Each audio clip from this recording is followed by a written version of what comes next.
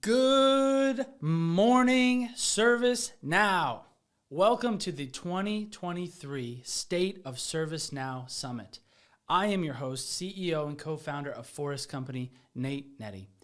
We have a killer lineup for you today, and you are going to learn so much about the ecosystem, about partners, about users, and about the ways that you can make the absolute most out of everything that you are doing with ServiceNow. We got a jam-packed lineup of experts from across the ecosystem that are going to give you the knowledge, information, and empowerment you need to grow your partner business, to expand and enhance the solutions that you have inside of your organization if you're a user. It's just going to be a really great day. So first up, in just a few minutes, myself and my business partner, Brandon Triola, we are going to go through the 2023 State of ServiceNow User Report. We're going to pull out all the insights that we think are real valuable and relevant. We're going to share them with you. We're going to highlight some key things that we think you need to know to make the most out of what you're doing right now. The second session we have today is with Michael Nordstrom. He is the Director of Partner Marketing for the Americas at ServiceNow. And he's going to talk to us about 5 ways that partners can remain relevant in the Now ecosystem. It's going to be an amazing session if you are a partner, and even if you are a user. It's going to be a lot of great thinking about how to make the absolute most out of marketing. Right after that, on the heels of Michael Nordstrom, we have another couple ServiceNow folks that we're going to be talking to, and that's Trisha Halbert and Jim Taylor. They work on the partner enablement side of ServiceNow, and they focus on the Rise Up initiative. And that is an initiative that is focused on skilling 1 million workers inside of the ServiceNow ecosystem. And it's going to be an incredible session where you can learn how to make the most of Rise Up as a partner or Rise Up as a user, and get the people involved in ServiceNow at your business up and running with the skills they need to make the most out of the ecosystem. After that, we have Matt Stoika, the CEO of an incredible ServiceNow partner, New Rocket. He's going to talk to us about the age of verticalization and how to deliver industry-specific solutions that users need. If you are a partner and you're trying to figure out how do we focus on a vertical, this session is going to be amazing. Matt is full of incredible wisdom and insight around how to do this, how to manage the change of business model shifts. It's going to be a great session. After that, we have Ben Person. He is the CEO of Tenon. It is a marketing technology built on ServiceNow. And his session will be on expanding the global enterprise with a unified marketing solution built on ServiceNow. And so whether you are a partner or a user, he's going to help us understand how to break down the silos between departments and how to make the most of everybody collectively working on ServiceNow together within the organization. No more silos. That's his thing. After that, we have Natalie Tollefson from Optimum Healthcare IT. 3 keys to helping users prove ROI and become platform champions. One of the biggest things we heard this year was that proving ROI is absolutely essential to expanding the platform inside of businesses. And she's going to help, whether you're a partner or a user, she's going to help you understand how to demonstrate ROI to your leaders or to users when you're talking about how to implement or grow or expand ServiceNow. And then our last session of the day is going to be Kadir Uzbayram, Senior Partner at Inspy. He's going to talk to us about how to align solutions with user needs and build customer trust. Whether you're implementing solutions, building apps, trying to bring ServiceNow into your organization, it's going to be built on trust. Your momentum and your success is going to be built on trust. It's a session that you're not going to want to miss. After that, I'll close us down and we'll wrap up the 2023 State of ServiceNow Summit. So thank you again for joining us today. We are so glad that you're here. Feel free to attend as many sessions as you want. Pop in and out throughout the day. Share the link with people in your organization. It's going to be a great day. Thanks.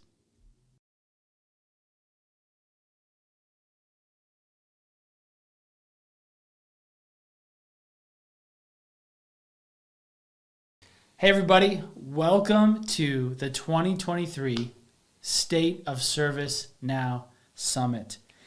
You made it. You're here. You're here. I'm here. You're here. We made it. We are thankful that you're here. We'll give just a few minutes for people to kind of roll in. You guys know how these things are. You know, webinars, summits, it always takes people just a little bit and they miss some key information off the top. And somebody's probably getting some actual work done right now and watching this on the side. Make sure if you're doing that, you put it on mute so the whole office isn't listening.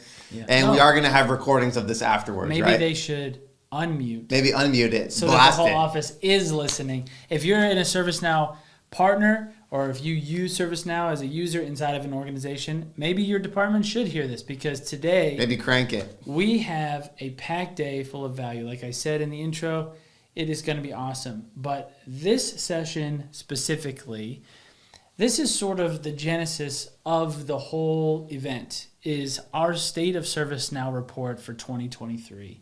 And just a quick flyover about what we're going to do in the next 20 minutes. We're going to take you through all of the insights that our team gathered throughout the last year about the ServiceNow ecosystem. And a lot of this data was gathered human to human. We actually went out to events talking to ServiceNow users, talking to ServiceNow partners about what the heck is going on in the space. And I think, if I do say so myself, where this report stands out is it has a real human element to it. That's the red thread. And a lot of industry reports that I come across, they're great. The data is great. And the application of the data that you can take home is great. But I do often feel like people forget about the human side of the thing that they're learning about. And so totally, this report is focused on insights around transforming the world of work through ServiceNow. Anything else to add before we jump? Well, I know a lot of people probably have questions. They're probably sitting at their desk, or maybe they're working from home today, and they're going, who are these two guys? Are they ServiceNow partners? Are we users of the platform? Who are these guys that are helping us walk through this? Can you give a little interview, or not an interview, but an introduction about you and I and our team and why we put this report together? Sure, yeah, absolutely. So Brandon and I started Forest Company 3 years ago, and we are an enterprise-focused growth agency for technology partners. So if you are an enterprise tech, you're in a partner ecosystem, we focus on leveraging branding, marketing, advisory, and consulting on growth to help you grow your businesses. That's how we started. And so we are a fully remote team. We're about 20 of us all over the country. And this is what we do. And we want to be incredible advisors, coaches, and deliver incredible work to our clients. And so what better way to do that than collect our own data on this ecosystem? And it's been super informative for us, but we thought, let's just share it with the world. Let's just put it out there for free, so let people have it. And that's what we're doing. That's what this is. Anything else to add? Yeah, no, that was great. Yeah, we are a small team, like Nate said. You know, a couple years ago, we got into the ServiceNow space, and I still feel like we're babies, right? Like many of you feel. We're learning about this thing every day that's growing, and it's evolving, and it's transforming as it's helping the world transform really fast. A few years ago, we started working with ServiceNow partners, and we realized there was a big gap between partners and how they wanted to meet users and what users really needed. And so we realized the best way that we could help everybody in the ecosystem is just find out what did the people behind the world's most powerful platform really want. So one of the things that we do every year is we go to Knowledge, ServiceNow's flagship event, and we do this survey where we just walk the floor. We ask 200 to 300 people, human to human, a series of questions that pulls out the data from this report that we're going to go through. So it's very comprehensive. It's very much packed with insights along with the data. And we, again, our goal is just to equip this ecosystem to keep growing and to keep helping the world of work smarter. That's a mouthful to say. Yep, that was great. I just skipped ahead while you were talking because you were talking about what kind of information and who we talk to out in the field. And so what you see on the screen here is just a quick snapshot. You guys, we got a whole cross-section of the industry. You can see the companies there, companies like Adobe and Carhartt and Discover and Nike and Shell, some of the world's largest companies. We were able to talk to ServiceNow users from those companies. We also talked to pretty much, almost every partner that's at Knowledge at least. We pretty much had a conversation with them to some extent and got some insights from them as well. And so you can see we drank a ton of coffee. We walked, I think that number's low, 100 miles. That's probably per person. If you've ever been to the Venetian in Las Vegas, all you do is walk. Your dogs are barking at the end of the day. It's a lot, but it's so worth it. And we got to talk to basically not just these companies and these brands and these job titles. We got to talk to some amazing human beings behind this platform. We got to talk with some really cool humans that work inside colleges, universities, medical centers that are using this platform to really do some amazing things and empower people. And that was really, really exciting to be able to not just talk to them, but ask them, hey, how can partners, how can other people, how can ServiceNow themselves meet you guys where you're at? Yep. So with that, we're going to get into the report. And what we're going to do, we're not going to hit everything inside the report because it's dense. It's a lot. It's a lot. There's a lot of information. That was our goal, to empower the ecosystem with this data. But we do want to share some key findings, I think, that will both set you up for the rest of the day and also be some really strong takeaways that you can take back to your team even today, and some really actionable things. So the first thing that I wanted to touch on that I felt like was really important, there we go, clicker wasn't working, got it. First thing I wanted to touch on, so we asked users about investment in the platform. And this is probably one of the most cornerstone marquee statistics that we get every year. And this year it was no different. So what we found is that 3 in 4 ServiceNow users plan to increase their investment in the platform. So think about that for a second. In this economy that's relatively uncertain, Sure. Uncertainty can kind of vary, but by and large, people call it an uncertain economy. Well, we've had some of the most massive brands in the world, tech brands, laying off people in droves for the last year. It's been, for a lot of people, it's been downright scary. But according to the data, it hasn't really been the same in the IT space, specifically in ServiceNow. Yep, hasn't been the same at all, actually. And to the tune of 75% of users planning to increase investment in the platform. That's crazy. And when you look at significantly increase, it was almost 30%. So that's a crazy stat on its own. And then I think actually the most powerful stat to pull out of this section right here is, you see those little 0.7s? Those are each a version of slightly decrease or decrease. So what you have are significantly decrease or slightly decrease. So what that says right there is 1.4% of the users that we surveyed signaled any decrease in spending at all, which is amazing. If you're a partner out there, you're thinking about this, there's marked opportunity for me to step in, and users are looking for partners to help them make the most out of their investment in the platform.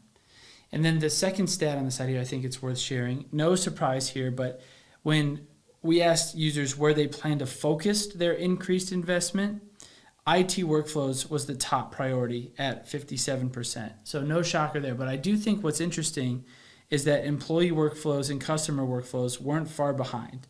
The key stat here is creator workflows was at 2%. I still think that's a new baby inside of the ecosystem. A lot of momentum to grow. If you're a partner out there, it seems like users are a little bit wary of investing in that. Maybe some education, maybe reaching out and helping them understand the value of creator workflows seems like a really interesting opportunity. And the last thing I wanted to share with you guys on this page is at the bottom there, where if you selected IT workflows as your priority for investment, what section of IT workflows did you plan on investing in? Users could select multiple sections, but ITSM was selected 74% of the time, and ITAM 61% of the time. ITOM at 47%, so it's still up there, and then it kind of trails off from there, but super valuable nonetheless. It's awesome. Yeah, it's really cool stuff. Takeaway there is investment is continuing to go up. Bill McDermott was totally right when he said not a chance of reduced IT spend this year. He got on CNBC and kind of told the whole world that. And okay, yeah, that's great. We're seeing it in the users as well. The next slide here, just quickly, we asked what drives user decision making the most when considering a ServiceNow investment. So like, what are they thinking about? They signaled at 82%, and they could select multiple, customer needs and requirements drive their decision making. So if you're, just for an example, to use a company we mentioned in the intro, if you're at Adobe and you're working with ServiceNow and you're thinking about making a further investment inside of ServiceNow, the thing that you're thinking about that's driving how much your investment's going to be and where your investment will be is your internal customer needs and requirements. So just wanted to camp on that because I think it's really important. Sometimes we forget, we think that other things like total cost, which is second there, are the driver, or employee experience or executive leadership initiatives. While those things are important, it seems as though far and away the most important decision-making factor was customer needs and requirement. And then lastly on this page, I think a really key stat that is a marquee takeaway, get out a sticky note, write this down. Users are most focused on enhancing and expanding existing solutions before implementing new workflows. So if you're a partner out there, what you need to realize is while net new is so important, can never forget about that, users are saying they are focused on, to the tune of 50% of them are focused on enhancing and expanding what they already have. Which means they have a implementation or something they've invested in. They're not getting the most out of it. They're not ready to start the next thing yet. They need help getting the most out of the thing that they have already built or already trying to be built. Yep. And so if you put the two stats together, they have money to invest, and the money that they're investing is going to making the most of what they've already built. One thing you'll notice in the report, we're not going to touch on each of these specifically, but one thing that you'll notice is we care really strongly about enabling, with coaching and advisory, enabling partners and users to make the most out of the ecosystem long before we ever talk to anybody in person. So you'll see pages like this through the report where we have tips for partners on how to work with users more closely based on what users were saying to us about what they want from partners. We're sort of brokering the discussion here because sometimes, I'm sure you guys have all experienced this, sometimes they don't really communicate directly. Typically, as far as users see it, partners are, making sure that they get a sale, and they do want to help. Don't get me wrong, but sometimes users feel a little bit, as they told us, like they're being sold to too much. While at the same time, users are a little tight with, what they're trying to do, it's hard for partners to really help if they don't know what's going on. So we try to bridge the gap, and you'll see slides like this internally. It reminds me of the famous quote by Seth Godin. He said, "Don't try to find customers for your products. Make products for your customers." You got to give the people what they want, and you're going to see that on this slide and sort of throughout the whole report. That's sort of the theme. Let's work together to try to give the people inside this ecosystem, the users that are making the world work, what they want. It's awesome. Speaking of what they want, they want 3 big categories. That's kind of what the data boiled down to. Help with AI and hyper-automation. They want some assurance and keeping employees and customers happy. And then they want to be empowered. That was like the 3 takeaways. But we're going to get into some of the larger sections here. We're going to go quick because we don't have a ton of time. But hopefully you download the report. You can, if you don't have it yet, you can go to stateofservicenow.com. Download the report. It's totally free. Jump on in, and we'll make sure you have it. The great news is, too, if you have questions along the way, we're going to be interviewing some brilliant people from inside the ecosystem here in a little bit. You're going to have all the information about how to connect with those ServiceNow actual people, as well as some other partners, how to connect with them on LinkedIn, ask them questions, get to know them, and get all the help and guidance that you need. Yep, a lot of resources for you today. It's going to be fun. It's going to be really great. First section here, no surprise here. Users are ready to unleash the full potential of AI and focus on the future by taking automation into overdrive. And now there's a lot of data on this slide, but what the key takeaway for you needs to be: key opportunities for digitization. That's what we asked. What is the greatest opportunity for digitization within an industry? It was AI, automation, and self-service. 3 big things there. And then if you look at those other bubbles, those 3, the purple, green, and orange bubble. Good thing I'm not colorblind. I wouldn't be able to read those. Are you sure they're purple, green, and orange? No, I'm questioning my whole existence.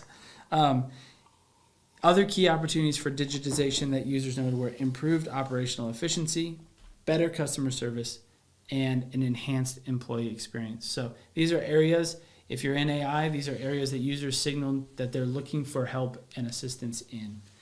And then the next slide here is just, these are just some specific callouts. We asked, a lot of subjective questions, and this is sort of a roll-up of the summary of the insights of categories that people believe increased automation will have the biggest impact. So if you are a partner out there, basically users are saying in these categories on this slide, they're saying, help me understand automation, AI, hyper-automation, in these spaces. IT asset management, HR ops, compliance and governance, customer-related workflows and self-service, standardizing product and product management. They need help in these areas, which is great. This one I think is very interesting. So we've been in the ServiceNow space for about 5 years. And while not totally true everywhere, I remember a time where customizations were really important. So you had the out-of-the-box solution, and then you had a bunch of customizations built on that to meet very specific needs. Well, users are signaling that they're kind of tired of the out-of-the-box solutions, because with the updates that are coming and the new features, the investments that they're making in the customizations are rendered not useless, but much less effective as a tool than they want them to be, because of all the new things that are coming out and the incompatibility, et cetera, et cetera. So what users have said is, like, we want to go back to off-the-shelf, out-of-the-box solutions.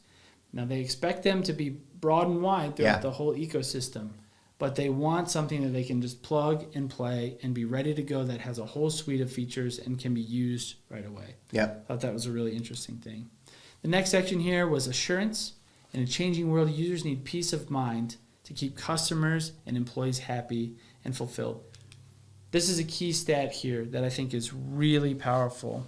ServiceNow users identified customer experience and requirements as the top motivator driving their investment decision.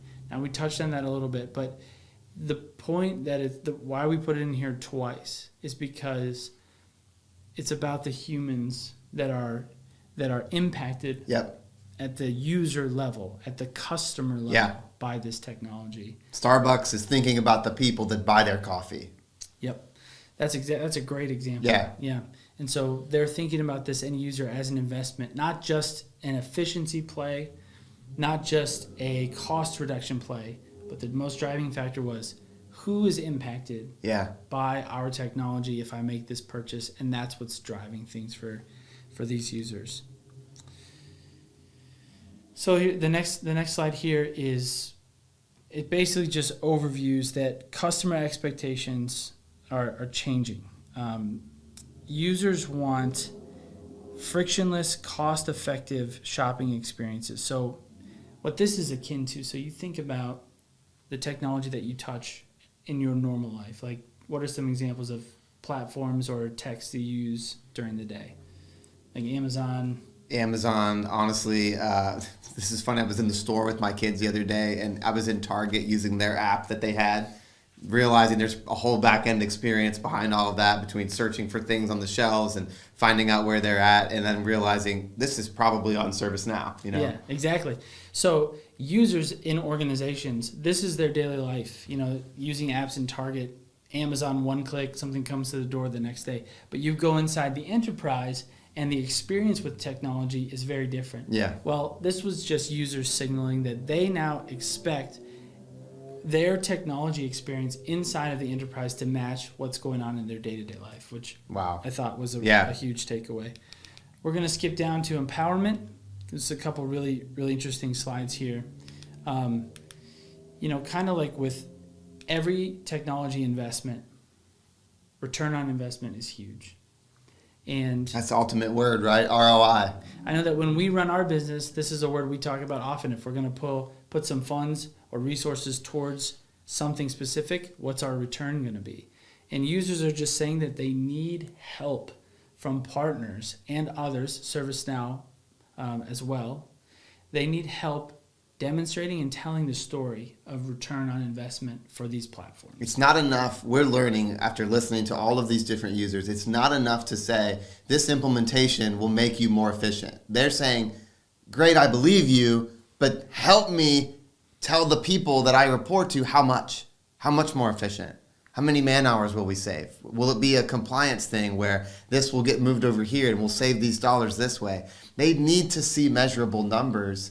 And the cool thing that I heard at the human-to-human conversation level is they're bought in. They know. They get it. They're saying to partners, help me sell this and help me sell it by helping me show the ROI, which I thought was awesome. It was awesome. And if you can do this as a partner, it's going to go a long way for users as well. Still going through this really quick because we have a tight timeline today. But this is an interesting thing. Users need support to increase adoption. And here are some ways we ask users how their organizations are working to increase adoption internally. These are 4 categories of things that came up as common themes among all users: incorporating feedback, proof of success, communication and training, and encouraging self-learning. This is the last bit here in this section. There's a couple more slides, but what's interesting about this is Rise Up. And we have a session later today. I can't wait. Trisha Halbert, Jim Taylor from ServiceNow. They kind of run the Rise Up program. Users and partners are seeing all kinds of benefits, as they said to us, with Rise Up. Boosting internal morale, increasing speed to market, building resilience, accelerating their transformation efforts, keeping their finger on the pulse of ServiceNow updates. The benefits to participating in the Rise Up training are super, super high. And users are telling us this. And specifically within system admin roles and implementation roles, users are seeing the most value in the program. And then lastly, in the assurance section, we asked about driving growth and employment. Like, how could ServiceNow do that? We asked users how they could continue the growth.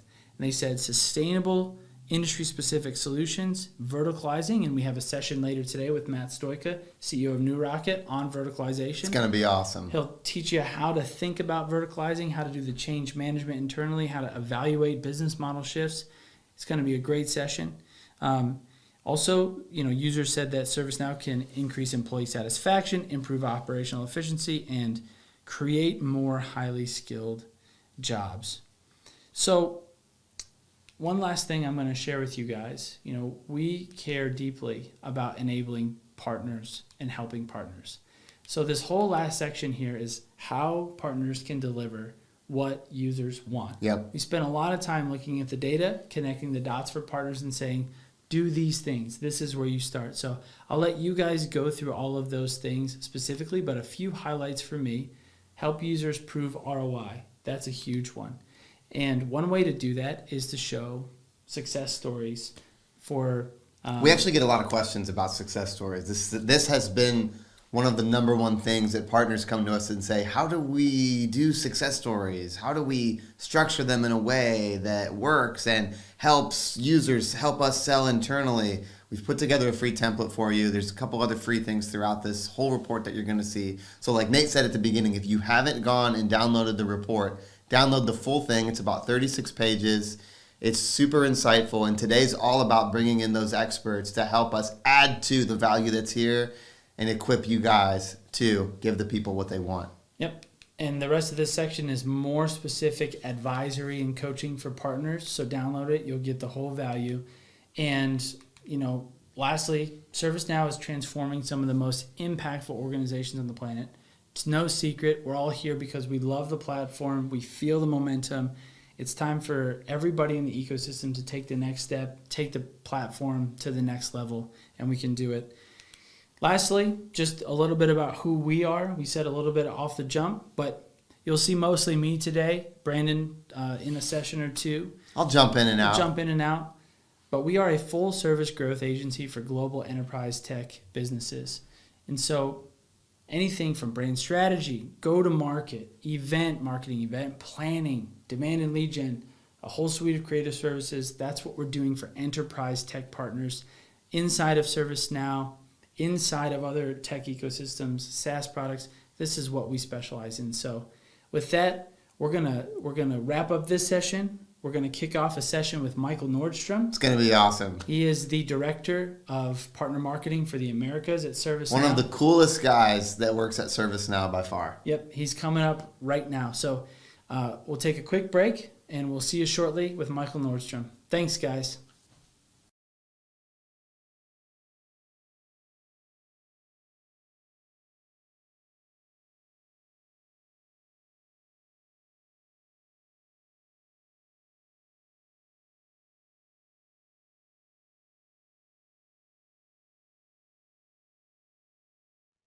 All right, everybody. Thank you for joining us for the first official session for the 2023 State of ServiceNow Summit.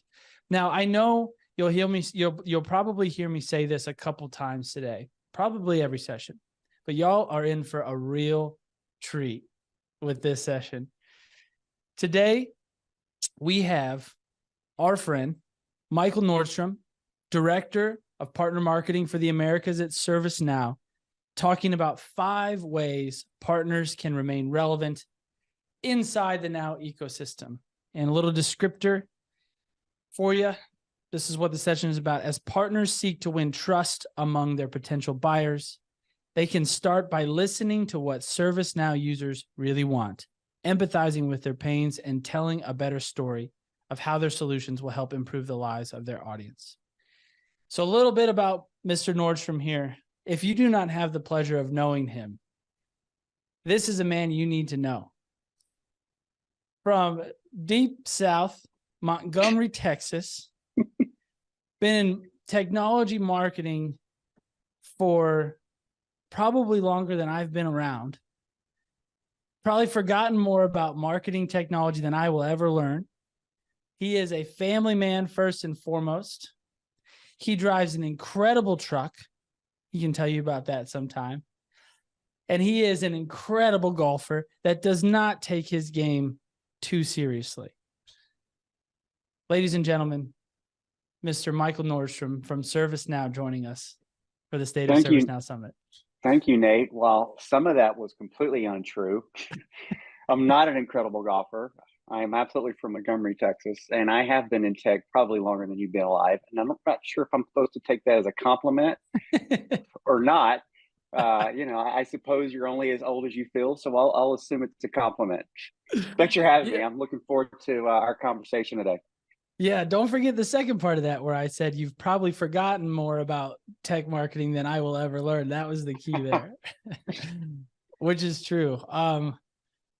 All right. So ServiceNow, tons of roles internally, support functions, marketing functions, even within marketing at this large company, lots of different ways you can slice marketing. So for the people that are unaware of, partner marketing for the Americas, could you just give us a little overview of you and your role, your team, and what you guys are focused on right now?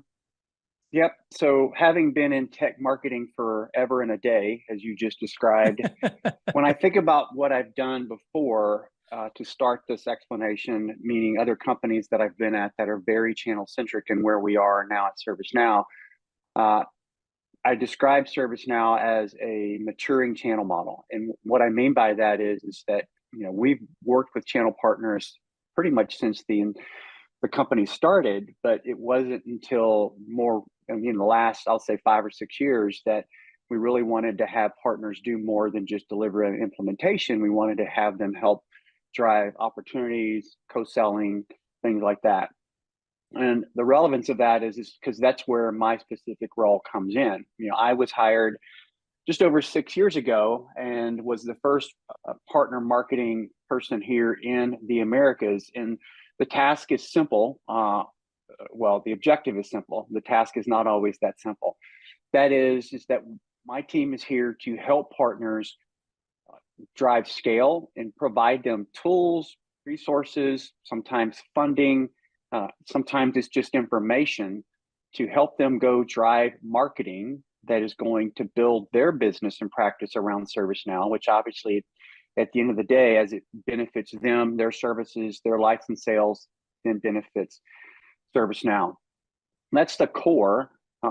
With ServiceNow, as I describe us, in my opinion, as a continuing maturing channel model, a lot of what we also do, honestly, is we help partners connect with other parts of our organization. Because while we're partner marketing, we're absolutely not the only team inside ServiceNow that is engaging partners, doing things with them, right? Organizations across the company are engaging partners. Partners are vitally important to our business, and we're doing more and more with them every day. So that's part of the role we play. One of the hardest things for any partner to do with a vendor is to figure out, who they're supposed to talk to, who they interact with, who can help them, whatever. So we provide a conduit to help them do that and engaging them in opportunities that come their way through other marketing activities that maybe we're not involved with, but where a partner can be adding value, both whether that be monetary or in most cases, right, through their IP. But where it brings value to ServiceNow and our customers, because that's why partners are there. We cannot survive. We cannot get to where we want to be without partners in the ecosystem that's supporting us today.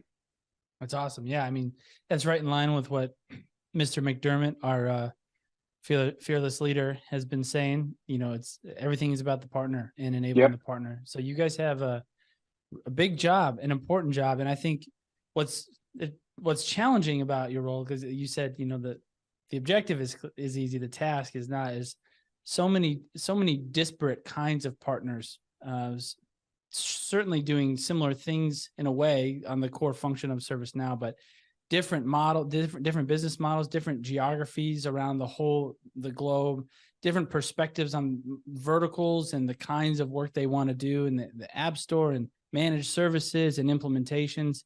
I mean, you guys have it's a tall task. That's what I'm saying. You guys have a big role to play. Thinking about all of that mix of the 2,000 some odd global partners that are out there right now, and how, there's a fixed supply of work that needs done, and there's an ever expanding partner ecosystem that's working to get that work from users.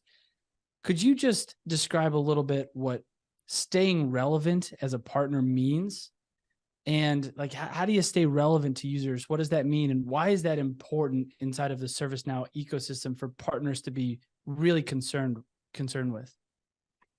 Yeah. So before I answer that, I'm going to reverse the comment you just made. Okay. You said there's a fixed supply of work to be done and this ecosystem of partners. The challenge that we really have today as ServiceNow is probably the fastest growing company ever, and as the size that we are, is the reverse of that. It's a Mm, fixed supply of personnel and mm, partners to get the work done, and an ever expanding list of tasks that need to get done yeah. for us and our customers.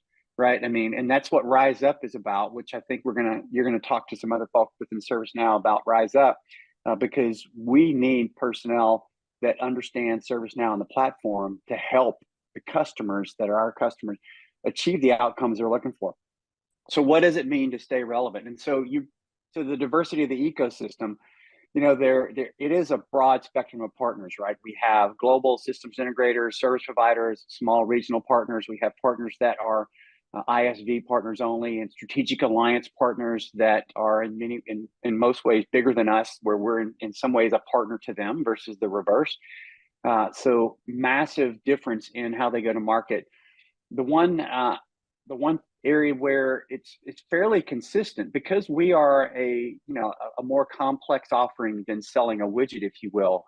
uh, we require technical capabilities, and so you find organizations that are working with ServiceNow to be more tech heavy than marketing heavy.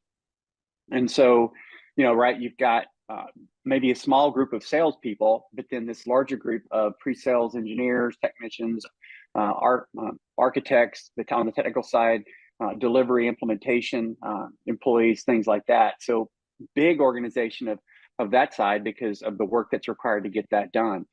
And so when I think about what it takes to stay relevant, if I think about that on the marketing side and then tie that back into the other side, on the marketing side, partners, and sometimes they struggle with this, right? Because they're not marketers by nature. Most small businesses, or most businesses, do what they do well, and that may not be marketing. But especially when I think about our smaller partners, it's hard to drive a marketing initiative when you're not going after a volume play in small business, right?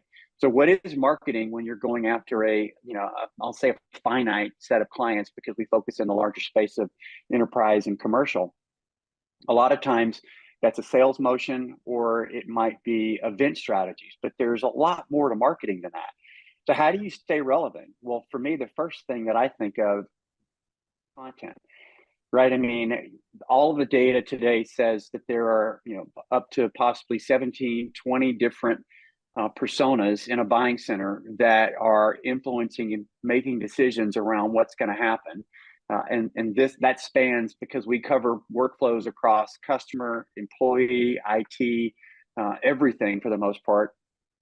You're talking to a very diverse audience, right? A technical IT person versus a business leader who's just trying to solve a business challenge they have, versus possibly someone in procurement who's simply trying to get the best deal. So you've got to think about what's the content that's going to help each of those individuals specifically drive an influence that says, yeah, ServiceNow and this specific solution is going to be what helps me solve the challenges that I have. And so you really have to deliver that content and push it out. I mean, and content's been king for a while now. I think content continues to grow as far as the need, because outside of the number of people, the sales engagement continues to get further down the funnel.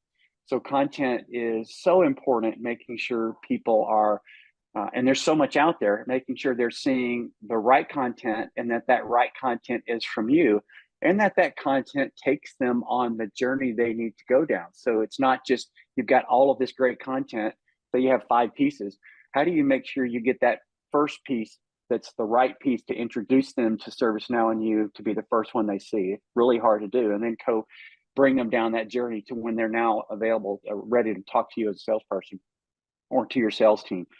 So yeah, I mean, I think content is one of the key things. And obviously in doing so, it's the simple ideas of taking digital marketing and leveraging it, which many partners don't like to do, don't do well, or don't invest enough in.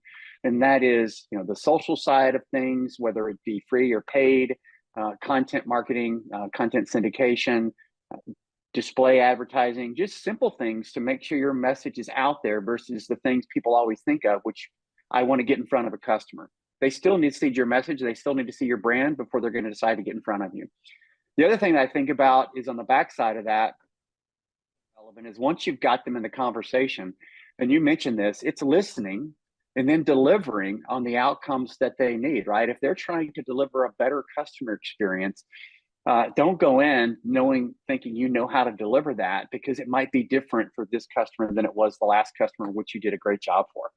So listen to what it is they're actually telling you they need, what they're trying to accomplish, what their customers are telling them, and deliver those outcomes. Because if you don't deliver the outcomes, then they're going to find another partner.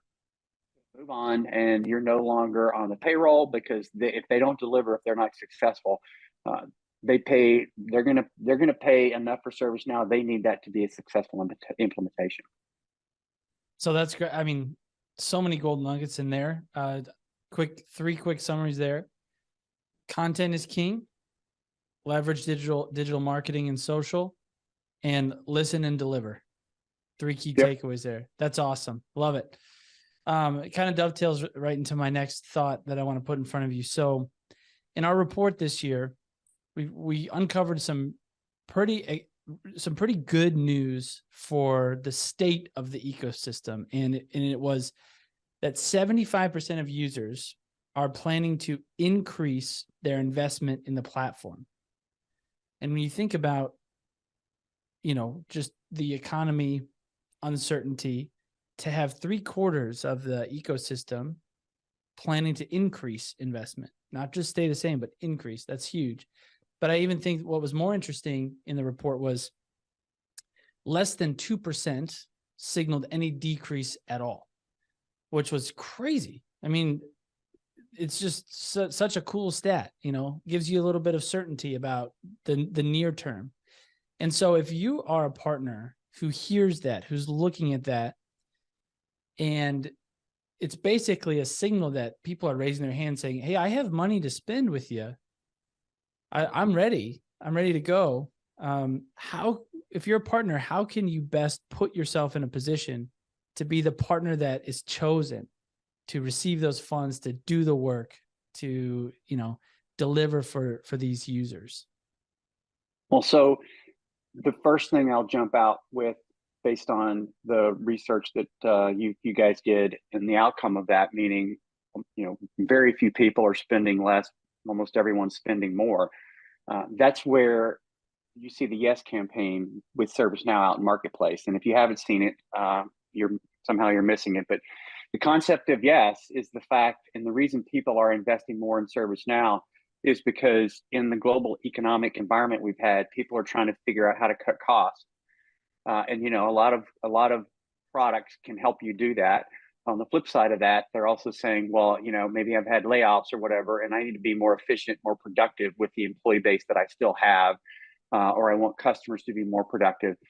Yes, from ServiceNow is that we allow you to do both, which is why you see those investment choices, because the customer is able to say, yes, I need to be more productive, and yes, I need to reduce cost, or whatever that equation might be. And the answer for us is yes, we can help you achieve both of those. So that's where I think that data comes from, and that's why we think that campaign is so relevant in the market space. But how do you become the partner of choice? So first of all, following on from the last discussion, if you've got a customer, if you deliver those outcomes, they're going to continue to work with you, right? I mean, you may have to rebid and get on an RFP or something to keep that business based on how their business model is and requirements. But if you've done a good job, they're probably going to stay consistent with you. But the thing that I think about, when you get a product like ITOM or ITSM or HR or whatever, it's not as simple as a product of HR, right? Within each of those licensing models, depending on which package, if you will, the customer goes with, there could be dozens, there's certainly more than 10 specific products that the customer can actually leverage of what they purchased, right? And so let's just say there's 20 and I bought ITSM. Within each of those solution sets they bought, there is a set of those products that, we've seen customers that have been the most successful, that they've used those specific set of products. And let's just say and I'm gonna round this out. Let's just say out of ITSM and the 20 different things within ITSM that you get in that solution offering, there are 5 things that if you do those things, your ITS implementation and the outcomes you're likely going for are going to be most successful. You're going to more likely get what you're looking for. And so for partners, it's understanding, which we share that data with partners. We know what those top offerings are, products, if you will, within a product that customers need to implement to be successful. That's the first thing, right? Understand what those are. And as you're working with customers, you're doing implementations, or even if you're talking to a customer who is trying to get more out of the platform, understand where they are in leveraging those apps that are so critical to their success as a core to within the products that they have. Because if you're not selling and getting them to implement all of those, or if you're coming in as a follow-on to another, their own implementation or whatever, understanding how they're using those and if they are, and then helping them understand why it's so critical is probably key to then getting them back on the road to success and getting you to be that trusted advisor, because that is going to drive the outcomes. What that'll also do is help them understand within the product, everything else they can use, right, within that. And then that potentially opens doors to expanding the platform beyond the area of business they have. So instead of just ITSM, maybe they add HR into the mix, because IT and HR are connected, right, with onboarding and offboarding and how all that works. So that's really, I think, the key is looking at those apps that are so critical to a customer's success, understanding those, and then delivering those, or helping a customer deliver those, and then going from there. It's awesome. You got that as a 4th takeaway here. Understand core success products and deliver on those. It's a great way to stay relevant. I love that. That's awesome. A few minutes left here. I'm going to ask you maybe, I got so many good questions for you. I got to figure out, I think with every session, people might hear me say this throughout the day. You've given so much pragmatic advice already, but I'd love to take it to the next level, just real specific. What are the most successful partners doing from a marketing perspective to stay top of mind with users? And what activities are partners doing that, this is kind of like a second part of the question. What are the most successful partners doing? And then what activities are partners doing that they think are helping, but is really hurting their efforts, and they need to change their thinking a little bit? Yeah, so I'm gonna kind of combine a few things that I have and thoughts around that. And in the last question, what partners think they're doing that are helping them but maybe hurting them? That's a hard one to judge without sitting at the partner, but I definitely have thoughts on that.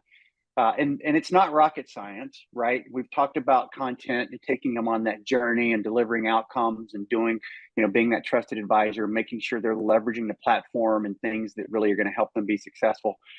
Those are basic. But again, coming back to the side of marketing and the role that I play in helping partners, and as a longtime marketer, what I think about when I think about what you just asked, number one, is consistency. Number one, right? Don't go do some paid social campaign in January and then go back and do it in October. That's not going to work, right? If you're going to be on LinkedIn, be on LinkedIn. If you're going to pay for it routinely. Just figure out your budget that can keep you going consistently. Narrow your target if you need to, whatever. Make sure you're understanding posts, things like that. But you absolutely want to be consistent in your go-to-market effort. And if you're doing webinars, right, have a monthly webinar, have a webinar every 2 weeks, whatever.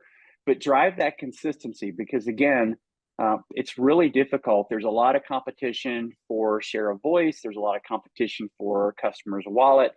Helping them understand who you are, how you can help them, and having them think of you the time is right because they just saw something on LinkedIn that referenced a content piece that is going to help them.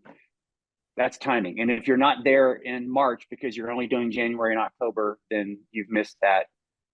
Move on. So that's the one thing. I also think it's really key to have informative content. And that is not just, telling them about you, but telling them about successes that you've seen with customers, whether that is absolutely identifying a customer name because they've given you permission to do so, or referencing a large global X customer that had these challenges and we've solved their problems with what, right? Customers want to know relevancy of how problems have been solved for their peers. Also aligned to industry. So that aligns to size of business, right? Don't tell me a 500 employee company did great when I'm a 50,000 employee company. And don't tell me how telco is working when I might be in the manufacturing or consumer goods space, because there's some connection there, but maybe not enough. So think about that, the informative content pieces. So that's what I think about. So always on, consistency in digital, and making sure your content is just not about you and the solutions that you offer, but it's information that is relevant to them and the journey they may be on. And sometimes that doesn't really talk about you at all. It just has your logo on. Number one. Number two, what do partners need to do or what are they doing? And I'm going to tie these together that may not be working for them. I see a lot of companies try to bite off more than they can chew. They may be capable across the entire ServiceNow platform, but that doesn't mean you need to market across the entire ServiceNow platform, right? Where are you best? Where do you believe, as you put a business plan together, you're going to get most of your opportunities? And that could be a region of the country, that could be a specific industry, that could be a specific workflow in IT or customer experience, whatever. But where do you think your opportunities are going to come because of where you've had success, things that your marketing can leverage because you've got customer stories in that space, you've got solutions that you can really talk about or offerings in that space. But figure out what that is. Maybe that's 2 or 3 things, but it shouldn't be 10. And really market those. Because if you're able to sell those and you get in the door, do the things we've already talked about, then everything else will come. But if you're trying to spend your marketing dollars across 10 items, then you're going to be so thin, then you're going to be, maybe you're constantly in market, but your IT's guy is going to be January and October, because in February and March, you got to hit the customer experience guy. And then the other months, you got to hit the HR guy because you don't have enough budget to hit everything, the amount that you want. You never have enough budget. So think about what your priority is, what your business opportunity is. Focus on those and then know that the rest will come, because if you're doing your job right, you're going to get those opportunities. And I think that's the piece, is finding that sweet spot, not trying to do it all, and landing on that and being willing to stay focused. You're going to sell everything when you get there. You just don't have to market everything all the time. And I think that impacts partners because they're spread too thin.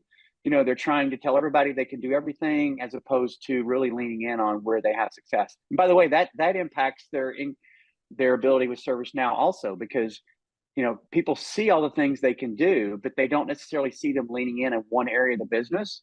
And as a partner, when you really lean in, that area of the business, whether it be the product side of product marketing, the business unit, or folks that specialize in our solution sales in that area of the space, they see you leaning in, they want to do more with you. But if you're kind of covering everything and you're not really that one expert, you may or may not get touched by them to go off and do additional things with them in a joint effort. Man, wisdom just kind of flows out of you. It's like you don't even have to try, and you're just, just giving such great thinking for partners. We're out of time, but I'm going to summarize for the audience out there kind of what you said. I did a little rearranging while you were talking. This was so awesome. You're very generous with your thoughts and your time. Thank you for being on. 5 ways that partners can stay relevant. Consistent, informative content is king. That's number 1. Number 2, you got to leverage digital marketing and social. If you're not, what are you doing? Just to put it bluntly. Number 3, listening and delivering. What do they need? Then give them what they need. Number 4, understand the core success products. Even if you want to do all this other stuff, you got to understand what core products people want and need and deliver them. And number 5, this was the last one. You got to focus. You can't be all things to all people, even if you can deliver and do that stuff and you want to. You got to focus, especially in the budget area and the messaging area, to create relevance and turn it into revenue. Mr. Nordstrom, thank you so much for your time. Thank you for the wisdom that you have shared with us. Where can people find you if they want to just learn more about what you're doing? Any partners out there that want to connect? How would you like them to connect with you? Well, I'm on LinkedIn, and I'm happy to connect with anyone that wants to find me on LinkedIn. It's Michael Nordstrom, and it's just right out there. I'm easy to find in ServiceNow. And I'm happy to connect with any partner out there as well, michael.nordstrom@servicenow.com. Just send me a note, and we'll go from there. All right. Thanks, man. Thanks so much. Appreciate your time. Up Nate, next, thanks for having me. Yep, no problem. Glad you could be on. Up next, we have Trisha Halbert and Jim Taylor from ServiceNow as well, talking about Rise Up, how partners and users can make the most out of that program. So stay tuned. Mr. Nordstrom, thank you for the time. We'll see you.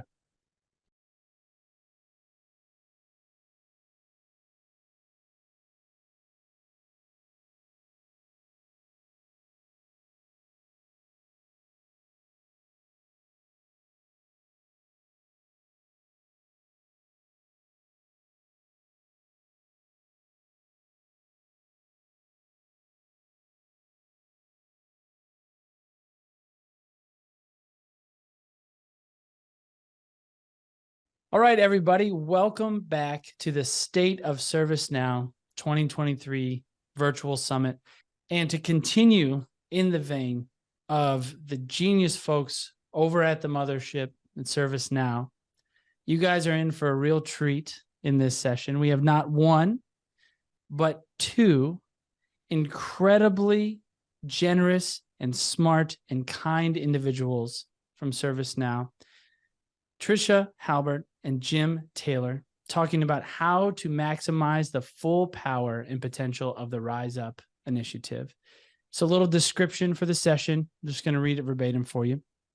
Based on findings from the 2023 report, users are excited and optimistic about ServiceNow's Rise Up initiative and the opportunity to change the job market. But in order to rise, they need a helping hand. So today, Jim and Trisha, they are going to cast vision for a future where we all rise together. Guys, thank you for joining. I know you guys are extremely busy helping the world work with ServiceNow, making the world better for everyone, making the world work better. I'm reading your backgrounds, making the world work better for everyone. It's great. Thank you for being here. Jim, you are the Senior Director of Global Partner Enablement. Could you tell us about your role, your team, what you're focused on? Sure, Nate. And let me just say on behalf of Trisha and I, it is great for us to be here to spread the word and to spread the message about what we've been doing and what we're going to continue to do going forward. My responsibilities at ServiceNow are to manage the regional partner enablement teams, the ones that are on the ground to execute and deliver the events, the movements, the initiatives for ServiceNow directly to our partners, to engage with our partners and to, again, give our partners all the information and the direction they need to be successful, while also receiving information back from our partners that helps us do things better. Nice, a little feedback loop. That's key there. I like that you said that. Trisha, what about you? What are you guys focused on your team, and what are you focused on in your role? All right. So my name is Trisha, and I lead partner enablement across the Americas. And within ServiceNow, that it includes the US, Canada, and Latin America. And Jim Taylor happens to be my boss. So we're coming in together with the two of us to talk to you, Nate. But our remit is we work with the partners across the Americas to help them effectively rise up with ServiceNow, to grow their ServiceNow practices so that they can grow their businesses and ultimately grow the ServiceNow ecosystem. Awesome. Growth and enablement, the summary there, just giving them what they need to keep going.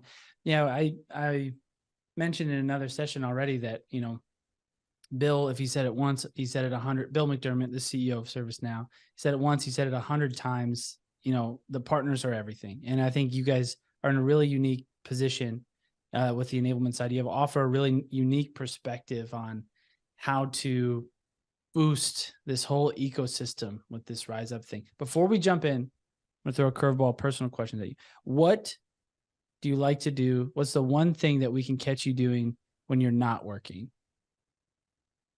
Who goes first, Jim? You Now, I know you guys work all the time, nights, weekends. I mean, you guys are hardworking people.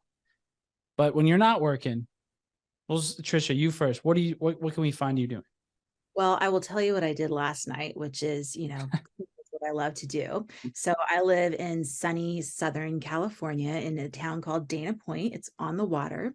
So my girlfriends and I, we went down. We have a little in our neighborhood, a little beachfront bluff park. We brought a couple of bottles of wine. We sat at the beach and we watched the sunset. So I would say that's very indicative of what I enjoy doing. Friends, beach, sunset, wine. That sounds very life-giving. I feel like if I had an evening like that, first of all, my wife would be like, how dare you without me? And then like after that, though, I would feel very refreshed and just kind of like, I'm ready to take on the Thursday. I'm ready to just get to the weekend. I'm good. I'm full. Same. That's good. Jim, what can we find you doing when you're not working? I also like watching sunsets, but I like it to be over a baseball stadium where I'm sitting watching a baseball game. Let's go. It is deeply entrenched in my DNA, from my father and his father. And, as long as I can remember, that's been the most peaceful moments and the most relaxed I feel is when I'm sitting in a stadium watching a baseball game. Oh man, that's cool. I have some core memories of, I'm from Cleveland. So at the time they were called the Indians, now the Guardians, just being in the stands with my dad. It's just like something about it. You walk in, someone's shouting for beer and you smell the hot dogs. You're like, this is my happy place. This is where I'm supposed to be. What is it? Next time I get out to San Diego to see Trisha, I'm going to finagle us getting to a Padres game. And I've heard that park is amazing, by the way. I've heard it's like really fun, a really fun thing to do. It's amazing. Yeah. That's awesome. Thank you for indulging me in that. Oftentimes I told you guys this before. I feel like some of these things are just so stiff and people get on there just like, well, talking about ServiceNow. And you're just like, we get it, but we're also humans who have families and hobbies, and that's equally as important to everything. It's actually dovetails kind of right into Rise Up because it's probably one of the most human things that is inside of the ecosystem. I mean, all of it is human enablement and empowering people to do more, but very specifically, Rise Up is focused on championing people. And so could you just kind of explain to the people who aren't unfamiliar, what is Rise Up, and just give a little overview of the program? Sure, I can take that one, Trisha. First, I want to say something about ServiceNow, in not just the people that work at ServiceNow, within ServiceNow, but really extends to our partner communities, is that work is the engine that kind of drives our lives, but it is not the only engine. We want work to be the best it can be, but it is so that we can truly enjoy the rest of our lives. And I think that's a kind of a core creed that we have at ServiceNow, and it's why it is such a great company to work for. And we encourage so many people to pursue ServiceNow careers in their capacity, because it truly is a refreshing way to work. And it's a refreshing way to look at their lives as well. It's a tough balance. I won't say that we struggle sometimes with long hours and things of that nature, but the core is always there, is that the human nature and work-life success comes first. So I thought I wanted to mention that for you, Nate.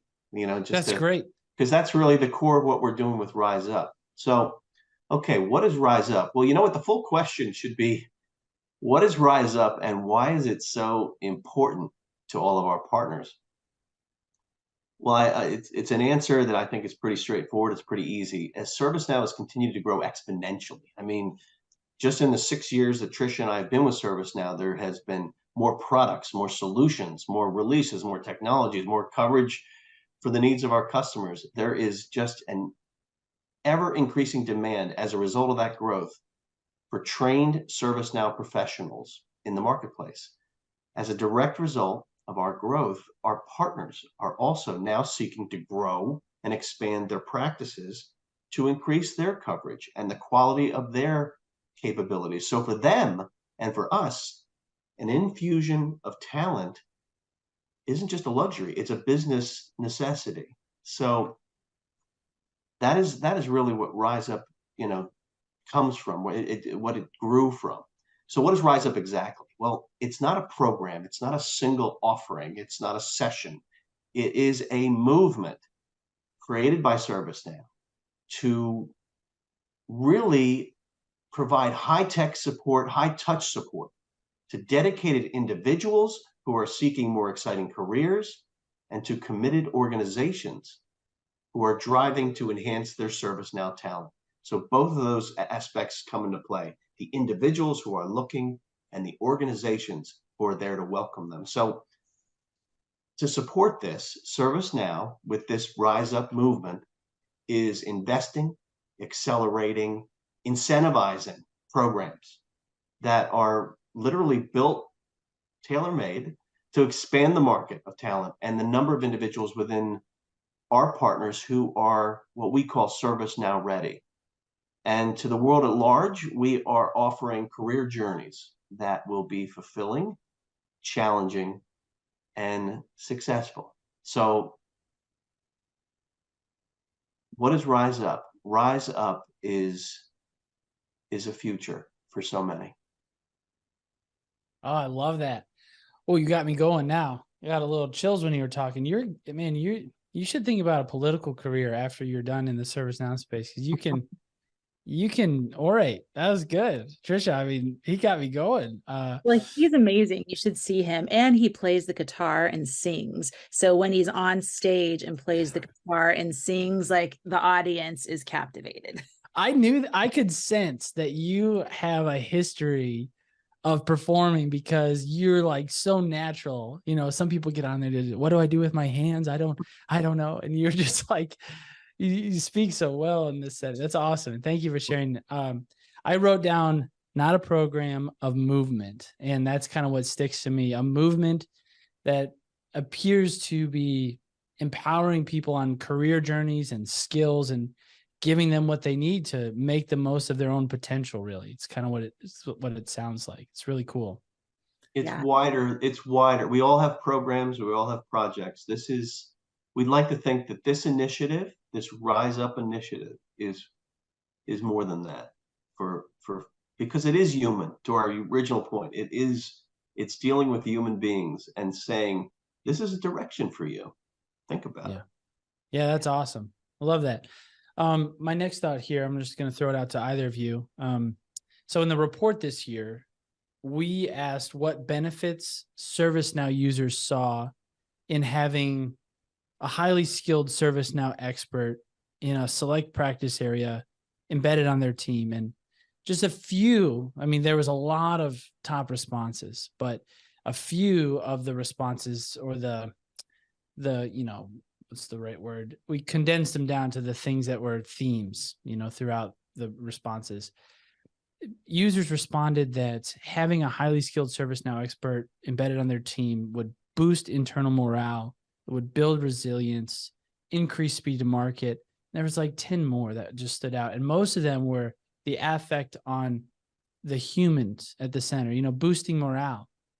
It's hard to measure that, but you can really feel the impact of that. So my question is, what are you guys at the, who are championing this movement? What are you hearing about the benefits both partners are receiving from participating in the movement and users are receiving as well, all the way down the line? Yeah, I'll take that one. And so I would say, like, we're even expanding that audience. partners, users, and ServiceNow, because we are getting a benefit from it as well.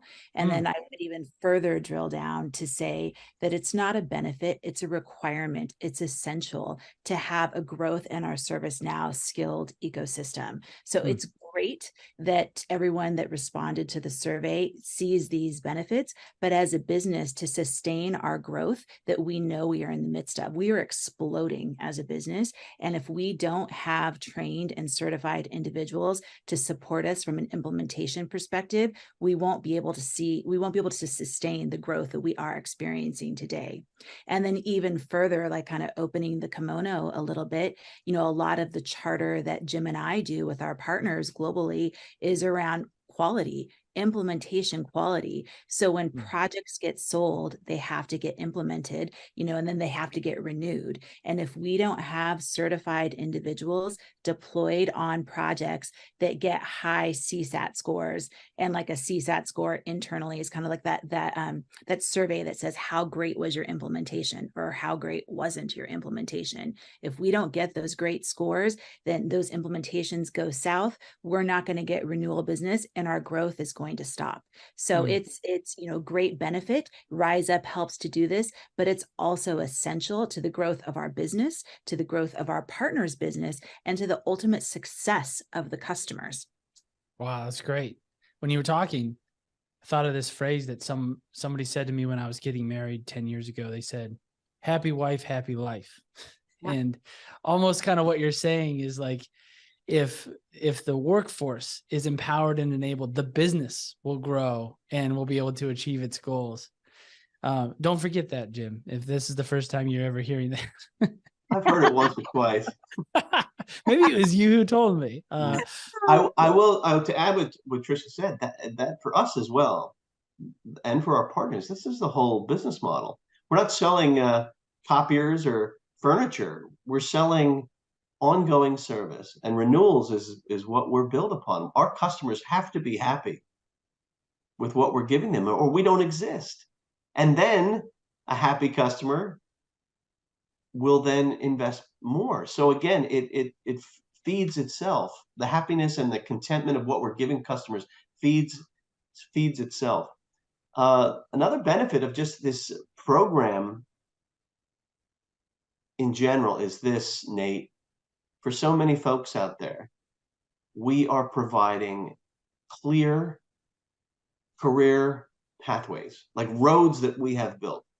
Like, what is more frustrating than pulling up to a fork in the road with three turns? Maybe I'm dating myself because this is before GPS. We just weren't sure which direction. So now you go to apply it metaphorically to careers, but before people knew which way to go, and they're coming to crossroads, they're coming to just key decision times in their lives, we're providing them with literally a airplane runway that takes them to personas they want to pursue, to the courseware, to the needs that they want to, take in to build their skills. And it is a huge, huge need for the future. I'm not going to pretend to know this off the top of my head. I am going to look at a piece of paper here, but everything we're doing with ServiceNow plays right into what IDC and other reports have said is going to be the key needs in the tech space. In the coming years, and I'm leaning in because I have to read this, in the coming years, 90% of organizations will be affected by digital transformation IT skills shortages. So 90% of organizations will have a gap in the people they have and the people they need to meet their business goals. By 2025, the estimated cost of the technical talent gap to organizations will exceed an estimated 6.5 trillion, that's trillion with a T, US dollars. And finally, those first two are from IDC. The last one is from a BCG report. And finally, 6 million bodies will be needed to fill the estimated technical talent deficit by 2030 in the US alone. In Tricia's region alone, will be 6 million short. And 2030, I remember 2030 when I was a kid meant like space, space into distant galaxies and everything. But guess what? It's right around the corner now, and we have real issues in our tech space right here. So all that is what ServiceNow is trying to accomplish and try to close with our initiatives with Rise Up and just our general training initiatives as a whole. Yeah. That's awesome. I'm gonna take all of that and I'm gonna put it into the here and now, like the short term, because they can connect in this one way. And I'd love to see what you guys have to say about this. So in our report this year, 50% of users said that they are focused on enhancing and expanding the solutions that they already have. And so when you think about skilled labor and the journeys that people are on and the shortages that are coming, and users who need help making the most of what they have right now, how can Rise Up help partners make the most out of the platform investments they have already? I'll take that one. So, in its essence, Rise Up lowers or removes the barrier to entry to our training and certification courses, thus expanding the ecosystem. So that's the essence of what it is. There's various ways in which someone gets skilled on ServiceNow. We had heard previously that whether it was cost, accessibility, etc., it was sometimes hard for a partner to leverage all of the courses that they needed to get certified. And what Rise Up has done is we've made it easier for them. So for a partner that wants to expand into a new area within our platform, they want to grow their business, they can access our training. Our partners get our training free of charge now. So they get our training free of charge. As Jim mentioned in the opening description of Rise Up, we've also created new learning paths. So new opportunities for partner growth and customer growth. And what we've found is that those new learning paths are essential to tech implementation projects. And we didn't have those previously. So when a partner goes to take on new business and implement a project, we have non-technical roles now, which we didn't have before. So in essence, what Rise Up is doing for our partners to help them expand is lowering the barrier to entry, making it easier to get trained and certified, and creating new avenues of training that are non-technical that feed into an overall project success. Oh, that's awesome. And that's available to almost all partners. Is that the case? To all partners that are part of are registered as a part of our partner program. That's awesome. And Jim, I know that for a select tier of partner, the global partners, there's I forget how many, 20 some odd partners. There are additional resources available as well. Is that correct? That is true. The top partners that we focus on, it is you were right, Nate. It's a 25, a group of 25. Those partners that have, through their commitment and their investment, have met criteria that puts them in this higher echelon. And from our point of view, and every software company has that type of thing within a partner program that focuses on top partners. Those partners usually have more dedicated resources to just them. People that are in place to work on their strategies, work on their business plans, provide more of a high touch, white glove type of attention. In fact, Tricia in her role supports those initiatives as well as the wider partner base. She's often has to be called in to provide specific to meet specific needs for our top partners. So essentially, if someone creates a business plan, it is Tricia's team and my other teams as well, but it's Tricia who will then deliver the actual execution and delivery of the materials and the needs that those top partners have. I do want to say something else about how far we've come with this area and why it's so important. Partner enablement 6 years ago when Tricia and I joined ServiceNow, I think it was basically like, well, let's get the partner enabled. Here's the link to the portal. Good luck to you. So what has been really exciting for Tricia and I is to be part of this our own transformation, to be part of a huge organization that provides so much to customers and partners. And Tricia is the best of the best. I always tell her superpower is no matter who she's talking to, the partner, the customer, or internal, they know they're in great hands. So that's become our mission as we go forward. And the last thing to second on Tricia's point was you don't have to be technical. I'm not technical. So no matter who you are, or no matter what your specific talents are, or what you aspire to be, ServiceNow and the ServiceNow ecosystem has a role for you. That's awesome to hear. It's very uplifting and encouraging. In a world of exclusivity, it's refreshing and nice to hear a giant tech company going, "Come on in, baby. Water's great." Trisha, did you have something to add? I did. And so first, embarrassing Jim, but thank you. But then second, just a little bit more tactically around what we offer our global partners in case any global partners are out there and we haven't had the conversation with you yet.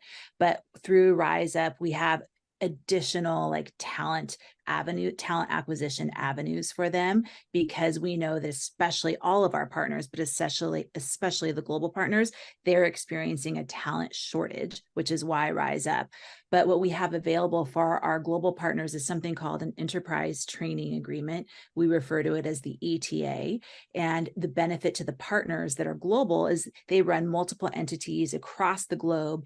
And in the past, it was really hard for them to access the training, schedule classes, because they had to open POs, different cost centers, different account numbers. And then with the enterprise training agreement that came as a result of Rise Up, it's again lowering that barrier to entry, making it easier for our global partners to figure out what training they need and to sign up for it and to get it ultimately, because they're partnering with us to skill up. And they're also getting a huge like cost savings when they buy in mass. But so that's one. And then also through Rise Up, we have again, talent is a shortage. There's a talent shortage for everyone, but especially the global partners. So we have a whole workforce development pillar, and they have built out different talent streams. So we have something called tech placement partners, and those are partners that have a whole repository of skilled resources. And then if our global partner comes to me and says, "Hey, we have this project, we need a customer service management certified bench to help implement the project we know we're going to get, and we don't have that talent," I'll say, "Let me introduce you to one of our tech placement partners. They have that bench. They can help you." And then also from a philanthropic lens and under the Rise Up umbrella, we have a program called Next Gen. And what we'll talk a little bit about some people stories, some human stories at the end. Some of these people came in through us through Next Gen. And Next Gen really helps to cultivate like people in career change, underrepresented minorities. We ServiceNow skill them up, no charge. We get them embedded into the ecosystem, and then we make them available to our partners. And, a lot of our global partners, have a long lasting relationship with us and take advantage of those resources. Okay. Awesome. I mean, the path is clear. You guys, if you're out there listening, no excuse. You got to jump on this. This is awesome. You got all the enablement you need right here. We are about out of time. But I would love, Trisha, if you could run the video that you had, just that shows some success stories of people that have participated in this. And then after that, we'll say a quick goodbye and that'll be it. All right. Sounds good. Give me a second and I will share. I actually used to sell apartments for $9.45 an hour. I had a wife and 2 kids that I had to support. And, it was really risky for me to jump out there on my own. I was working 80 hours a week. I didn't know what I even wanted to do. I thought my career was done.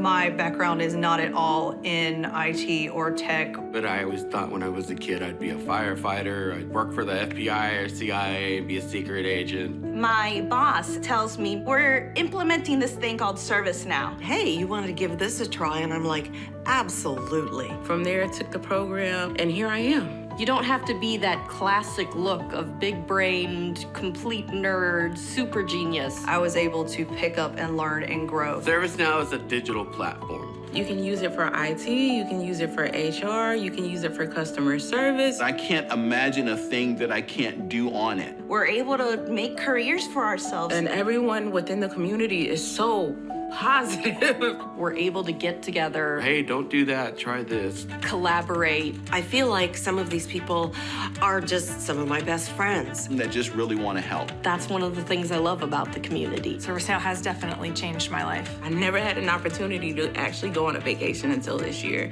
I'm able to have amazing work-life balance where I can take the time to study and further my career and get a degree like my dad wants me to do so I can make him proud. It just gives me such a sense of accomplishment. I feel very respected as a woman, as a mother, as a person, as a developer. It's changed my life so much. I went from an operations manager to the CEO of my own company. I went from limited to limitless. I went from just a job to a dream job. Anybody can do it. Go for it. As long as you believe in it, you can do it. It completely changed everything for me.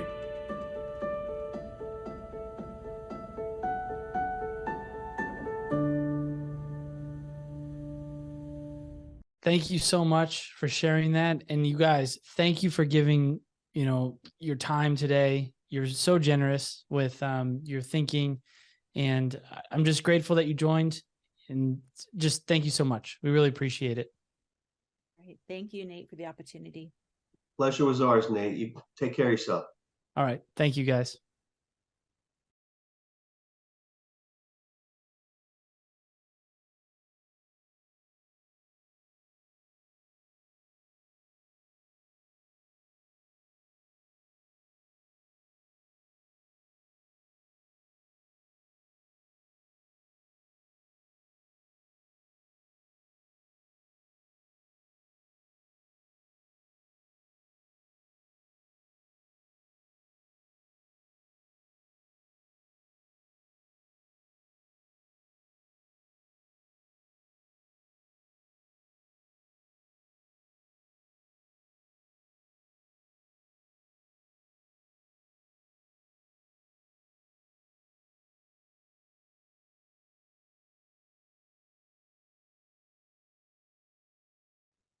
Hey, everybody. Welcome back to the State of ServiceNow Summit. That was a great session with Trisha and Jim about Rise Up. I'm thankful that they joined. It was really informative. Reach out to them if you have more questions. Don't hesitate. You guys are in for a real treat on this one. I know I say that with every session because I feel like every one of these is special, but you really are. Today, we have Matt Stoika, CEO of New Rocket, large ServiceNow partner. Going to talk to us a little bit about the age of verticalization and how to deliver industry-specific solutions that users need. So if you are unfamiliar with Matt, let me give you just a high-level primer. Matt, please correct me if I swing and miss on some of this stuff. From a very high level, Matt has been an entrepreneur, business builder, business coach, team leader, enterprise leader for more than 25 years. I don't know how old you were when you started your first business, but my hunch would be like early 20s, somewhere around there. Yeah, a little bit later than that, but yeah, close. He's been doing this a long time. He's got an expertise in service-based businesses inside of the technology space. And when you think about all of the moving parts that go into a tech service-based business, you have the privilege of hearing from a guy who has really refined his approach to making that successful, making that space successful. So, Matt, thank you so much for joining. And I will mention too, devoted husband, loving father of 2 girls. I should have led with that because that's the coolest thing about you, in my opinion.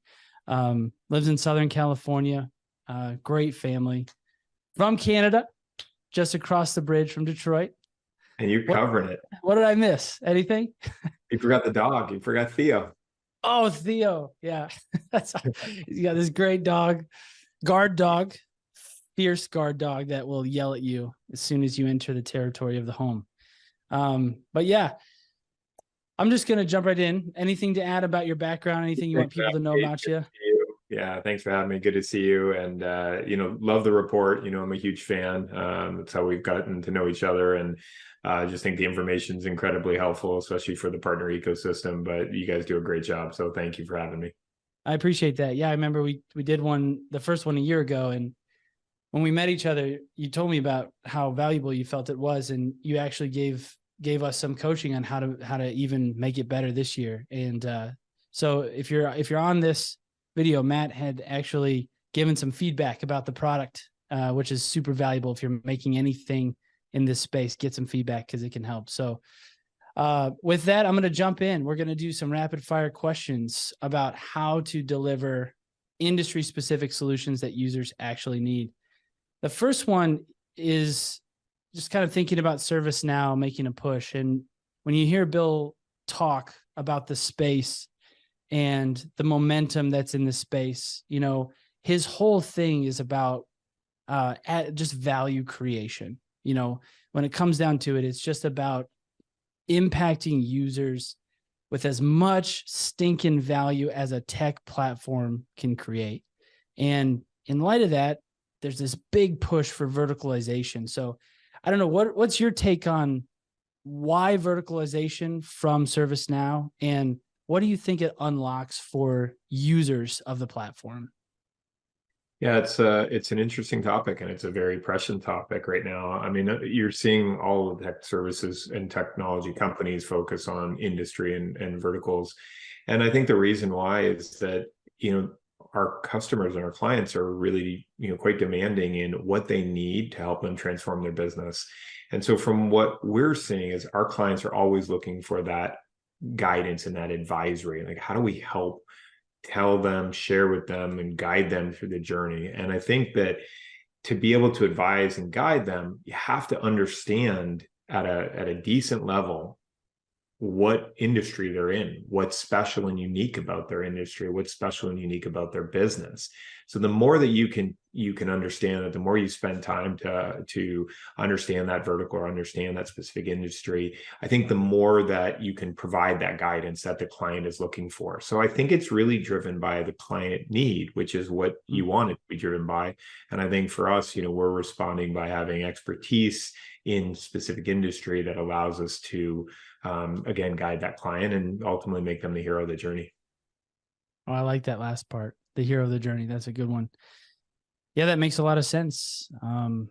Guiding the client as best as possible, making them the hero of the journey connects right to industry specific solutions. I love that. In the report, kind of along this line of the specificity around industry, in the report, users were asked what opportunities they see for ServiceNow to drive growth in their businesses, even in an uncertain economic climate. And the way that they responded, by and large, was around ServiceNow can provide sustainable industry-specific solutions. And they saw that as a way to mitigate the economic situation. So why do you think that they responded this way? And for the partners watching, what should they take away from how buyers are feeling about that right now?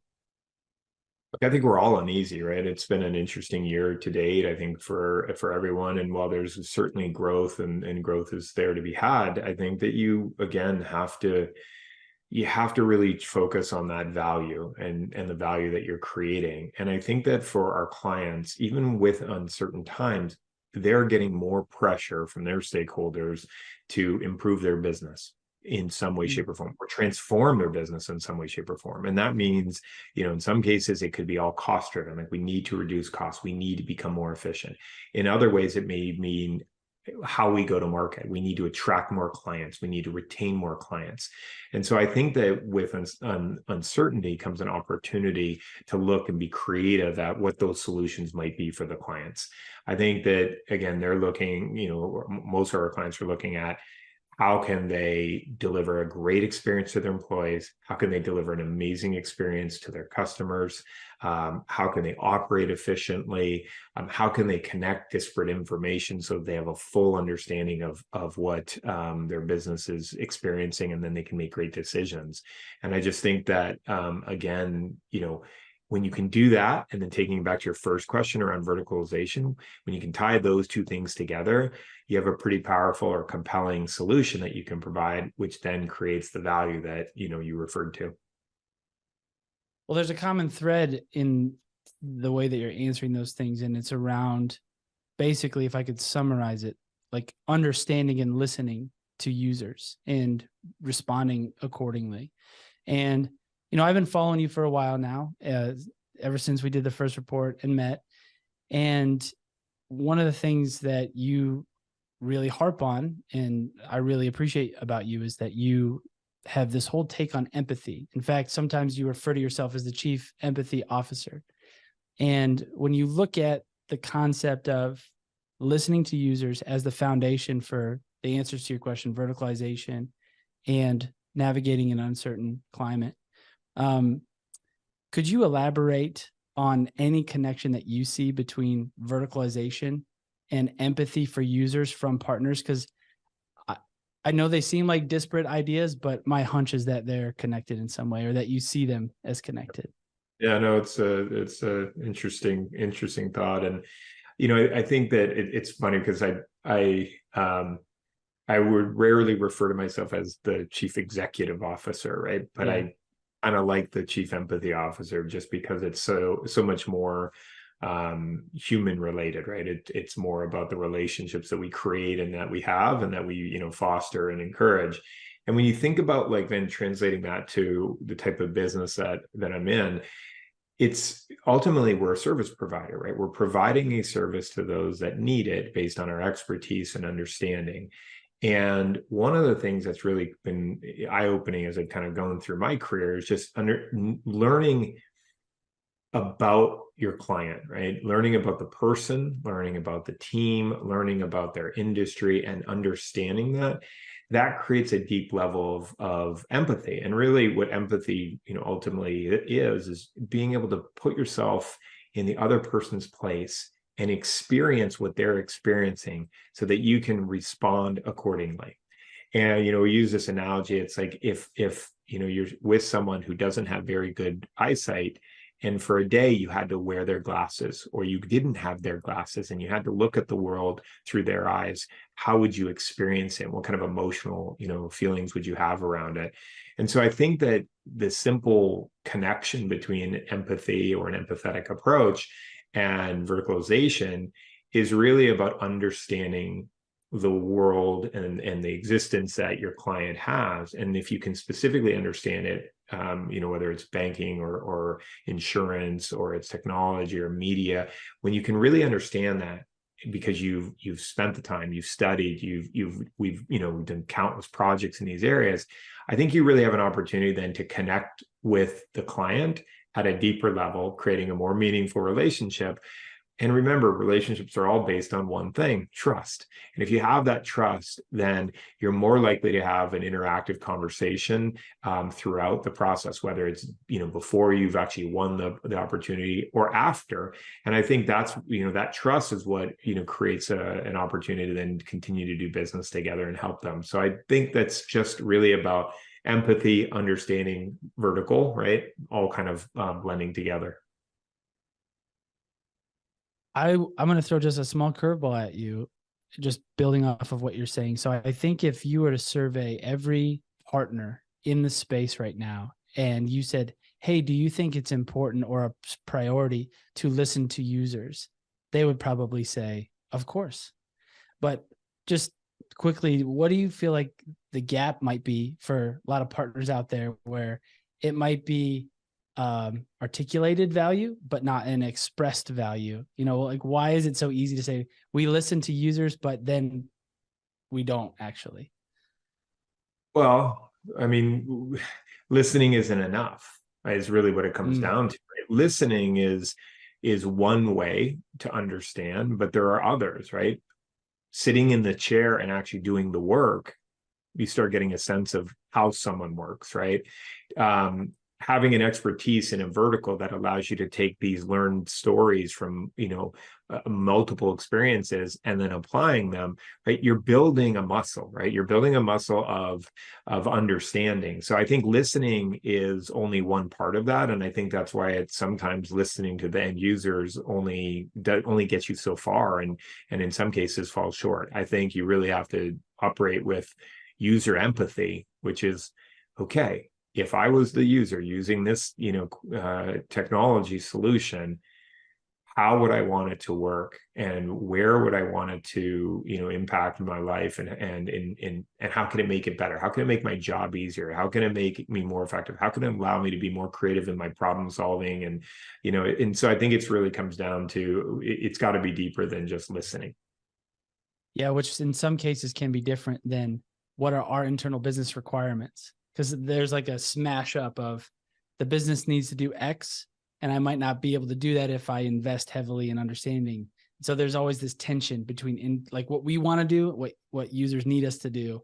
There's always that battle. So, but the problem is that we're all accustomed to this technology, and which is a very personal experience, but it's also designed around, everything is designed around the user, right? And how many times have you downloaded an app and within a minute or two, you're like, I'm not going to use this app, right? Just yes, because that's me. That's me. Right? Yeah. It just didn't connect with you. But then when you download an app and it just flows, you're like, yeah, they spent a lot of time putting themselves in the seat of the person that's going to use this app, 10 minutes, an hour, 3 hours a day. So we want to do the same with corporate technology. That's right in line with what users signaled in the survey as well, because one of the sentiments that came from a series of questions, it was sort of a subjective thing that came out of a series of questions, was that users in the B2B tech space want that world to look and feel like it does for them in every other part of their life, right? So when you go buy a phone, no one loves buying a phone anyway, like you just held up your phone, but by and large, it's relatively easy. If you remember your Verizon password, you can go to the Apple store, buy a phone, they'll turn it on for you, and you can walk out of there in 30 minutes with a new phone. If you're in the corporate environment, I know the world is changing and people that are watching this are working to solve these problems, but you order a phone, it might come 2 weeks later. It might be the wrong model. It might not be turned on. There's not a lot of instructions. Like, this is just a very micro example. So I just wanted to highlight what you're saying. B2B tech, you has to build with starting with user empathy, because the expectations from users are so high based on the way they're living their life every day. So I think it's good. Yeah, maybe we should just invent the term B2U, business to user, right? And instead of A to Z, it's close enough, so it runs the gamut. But I do think that there's an element of everyone's a consumer, right, at this point. And so this whole concept of business, you've seen so many different supply chains disrupted because manufacturers realize that they can connect directly to their end buyer and they don't have to go through a distribution network, right? So to me, I think we need to think about traditional corporate technology, and I think ServiceNow has done a phenomenal job. I think they've done as well as anyone in creating a great user experience, and I think that's an area of focus for us, of course. Yeah, I mean, we see it not just in this industry. COVID really did flipped everything on its head. I know in the office furniture space, for example, runs on a dealer network internationally. And all of a sudden during COVID, people were buying things working from home. I'm going to go to Amazon because that's the only place I can get an office chair. And it was all upended. And all of a sudden they had to figure out, what do users want in real time, as sales numbers are going like this and competitors' numbers who have figured out D2C are going like this. And it's just, they're matching the business experience and the B2B experience with the experience users are having in their everyday lives. That's a great point. We went on a tangent there, but I thought it's really good thinking. I'm going to ask you a question just about, something really specific, because I always want people that view these sessions to have some takeaways and some meat. So for you, when you think about making the switch to structure around industry solutions and supporting the way that ServiceNow is going and agreeing with the vision and getting in line with it with your own company, could you speak a little bit to your process for evaluating a move like that internally? How do you think through such a large business model shift? Well, you actually touched on it. It's about process, right? Having a well-defined process, and maybe it comes from my manufacturing days, but I see a lot of things as assembly lines, right? And there's inputs and then outputs. So in this case, our output is, okay, we want to be an expert in an industry or vertical. So then the question becomes, well, what are the inputs and lead us and how do we assemble those inputs so that we can get to that output? And so for us, it's about, really creating that refined process. And the first thing is you have to listen to the voices that are out there, that are the ones that are telling you, this is what I need. This is what, we see. This is what our challenges, our opportunities are. That means your customers. It means your prospects. It means, your sales organization. It means your delivery organization. And it also means your partners. And so if you're listening to the kind of those 5 voices, that's going to start informing you, right? And then I think you have to have a process for how you take that information, distill it down, and then, build it up into a model that works. And so for us, that means like a cross-functional launch team, right? That's represented from the team that's developing it. Traditionally, it would be considered a product engineering team, but in a services company, it's more of a solution engineering team. So you have your solution engineers that are creating the solution. You have your sales and marketing team who need to be able to say, this is how we're going to tell the story. This is how we're going to bring it to market. This is how we're going to actualize it. You have your delivery organization that needs to be, prepared and ready to then go and execute and deliver it. You may need to have industry SMEs, of course, that you're going to have to either go out or and attract or add to the team.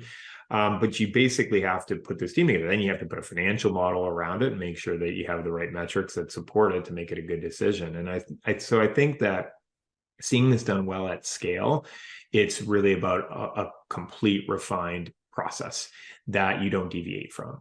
And I think that when I've seen this work well and been part of it when it works really well, it's because that discipline is there. And when it's more of a, oh, let's react to this or let's react to that, that's when you can get yourself in trouble. Now, doesn't mean that in a way, this process allows you to actually react faster because you have a discipline that you can say, oh, we want to introduce something new. We want to move quickly. We want it to tie into what, maybe what ServiceNow is doing. So we want to make sure that we're ready to go. Well, you can have kind of a fast pass, through the process while still not deviating from the process. So the encouragement, of course, is to spend the time, outline that, get all the right people, and then make sure you're being great at listening, right? Listening to what's going on out in the market and then applying it to your business. So for everyone watching, that was just a masterclass in how to evaluate a business model shift. I would recommend, this will be available later. I would recommend putting that on when you go to sleep on repeat. And then while you're sleeping, that will just go into your headphones and you will learn it through osmosis. That was awesome. Thank you for what Nate's really trying to say is that I'll bore you to death and you have a great night's sleep. So that's totally fair. That's funny. You are not one of these people, but there are certainly people on some of my meetings where I'm like, man, this would be great in my Calm app at night. Yeah. No For names, sure. no names. Sure. I'm just saying they exist. So I'll just tying back to what you just said. It's great. It's a great framework. And there's like the idea and the process, and then there's like executing, right? And that's where you bring in like people and you bring in change management, that word, organizational change, OCM. It's the white whale of, there are guys out there on a yacht somewhere in the Pacific that sold OCM to the nth degree and then just took the money and ran because we're all still trying to figure it out. And I just want to know, from a human level, there is a great process. You do the research and you dialogue and you listen, but then how do you empathetically, impactfully get the organization moving in the right direction and get aligned around a big shift like this? Could you just talk about how you like to think about the change management of things like this? Yeah, it's interesting because, again, for us, empathy is a core value. And so you always want to be listening and as we talked about earlier, but you also want to be feeling it and experiencing it. And so what can happen is you get a lot of ideas, right? And then it's the question is, well, how do you prioritize them? How do you manage through them? How do you say no to people? How do you say yes? Why do you say yes? Why do you say no? What's the criteria, right? So that structure kind of gives you, and that process gives you something to fall back to, right? Well, this is our process and it didn't meet these criteria. Like it just gives you something to. And so I think though, for leaders, it starts with like innovation, right? And for us, innovation is attached to one of our core values as well. And it really is about making sure that you're, again, keeping your mind open to the possibilities of what's to come. And I think innovation, I think especially as like senior leaders in a business, I think that it's really important not to squelch innovation. And it can be done so unintentionally, but it can still be done. And I think that you want to make sure that, especially in our kind of business where it needs to constantly improve, because it's changing every day, the solutions are changing every day. And so I think you just have to get to a point where you accept and embrace innovation, and you have a process to ingest it. But from a human standpoint, which is what you're asking for, it's really about, encouraging it and embracing it. And then the empathy really shows up when it's not just when you accept an idea, but it's when you have to reject an idea. It's about making sure you go that extra, step and explaining, at a deep level, the decision making. I think that I found that pretty much people are really reasonable, especially in a corporate environment, when you take the time to explain thinking behind the decisions that you make. And I think that when it comes to innovation, we would all love to be able to innovate on everything we do all the time. The reality is we can't. And I think that's where, leaders can get a little bit hesitant. And I think that's a mistake. I think that they should embrace it, and they should just have a really great, open, transparent, and empathetic driven process that allows them to, guide their company. Once again, play this while you go to sleep. You'll sleep great. So you'll sleep great, and your subconscious will take this all in. I wish that this was a 2-hour podcast, because there's a million things I want to jump off there, but I think you gave us a really nice overview of just looking at verticalization, how to deliver industry-specific solutions users need, a process for looking at how to do that internally, how you think about rolling that out. That was awesome. Thank you so much for joining. Appreciate happy to. And one last thought on this topic. You don't have to try to do everything either, right? When it comes to verticals, find one, look at your customer base, look at all the experiences that you've had. Sometimes I've heard it's an interesting situation. I've heard where companies have hesitated getting in the vertical because they don't think they have enough experience. And then on the flip side, they try to do too many. My recommendation is kind of a closing thought would be, most companies have a vertical experience or vertical expertise. Go look at the information, go look at your customer base, look at the projects you've done. You probably have it. Pick one, right? And then try it out. And then, really, really get good at it. And then you can start adding the second and the third and beyond. But, don't be intimidated by it, and don't try to do it all at once. Pick one. That gave me a physical response, because it's like really hard. We're all, especially the leaders and the entrepreneurs, the business growers out there, you go, but there's so much opportunity. Yeah. Like pick one. We could look at this money, that's good. That's good advice. That's good advice. So where can the people find you if they want to hear more about empathetic leadership or business growth? Let them know where they can look you up. Yeah, I mean, LinkedIn is the best place to that's where I'll discuss a lot of these topics, and so happy to share and continue to share. And there's so much to learn, so it's always a great experience. But LinkedIn's the best way to find me. Great, Matt. Thank you for joining the State of ServiceNow Summit. Generous with your time and information. We're glad to have you, and we'll talk to you soon. Thanks, Nate. Appreciate it. Thanks. See ya. Guys, oh my goodness, my mind is blown. Hey, listen, if you're like me, you probably have to go to the bathroom. So we're going to take a really quick bio break, and we'll be back in a couple minutes.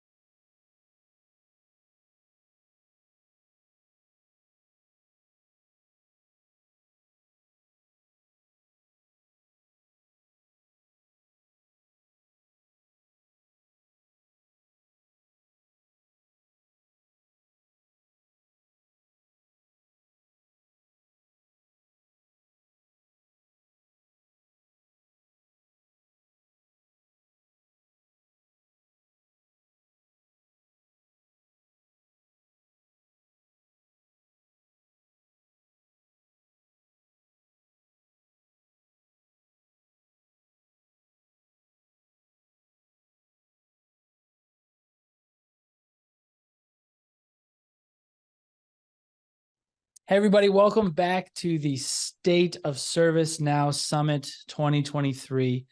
We are right in the middle of the day. Some great conversations so far. Hopefully you all have really enjoyed the conversations, learned a lot, felt connected with the people on a human level that we're talking to. My next guest today, you guys are, again, you're in for a real treat here.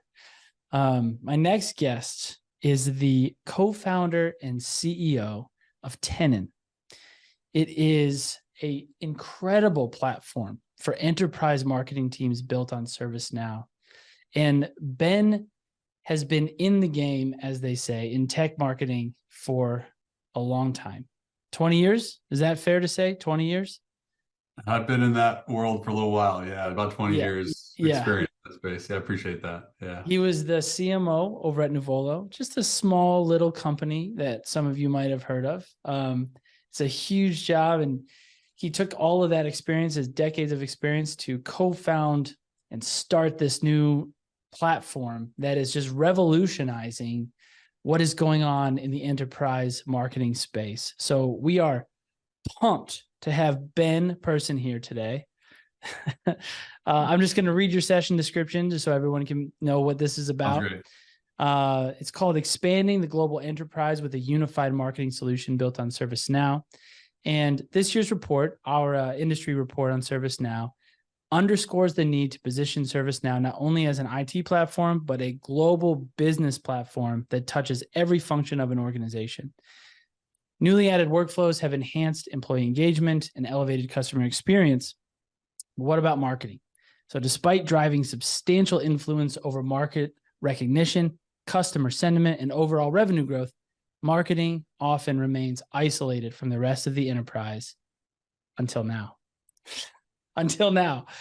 So Ben is empowering marketing teams with tools for connectivity and collaboration and enabling marketing leaders to make informed, data-driven decisions, and ultimately unite and expand global enterprises. Uniting a global enterprise is tough. I'm anxious to hear how you're doing it. All right, we're going to go to you. Could you share a little bit about, or anything you want to add? What did I miss? No, what did I you're miss in the spot on, intro? Nate. You got it, man. You got it. I love it. I love it. Awesome. Also a native, is it Indianapolisite? Indianapolis. Yeah, local in Indy. Yes. San Diegans. Sorry, that's an Anchorman reference. He's from Indianapolis, Colts fan if you can't see it. He is also a father of 3 amazing children, family man, husband.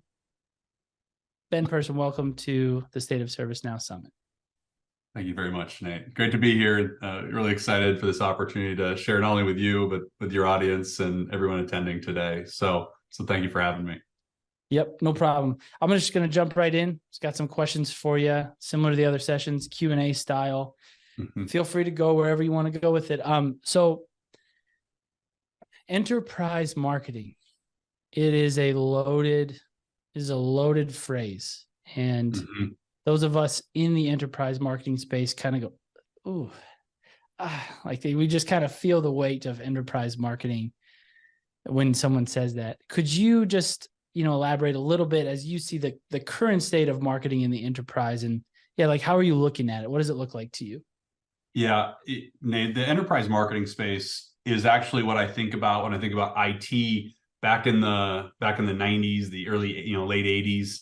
It's a messy organization in most enterprises. And what I mean by that is it's fragmented, it's siloed, it is dysfunctional, it is not single organization, single delivery, single execution model in most enterprises I speak with.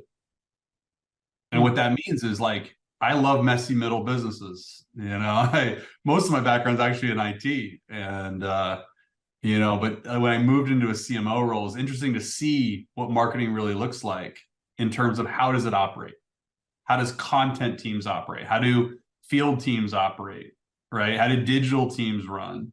And there's a lot of similarities and a lot of overlap, but in the end, it's a business that has to run and deliver a service with an outcome and a measurement.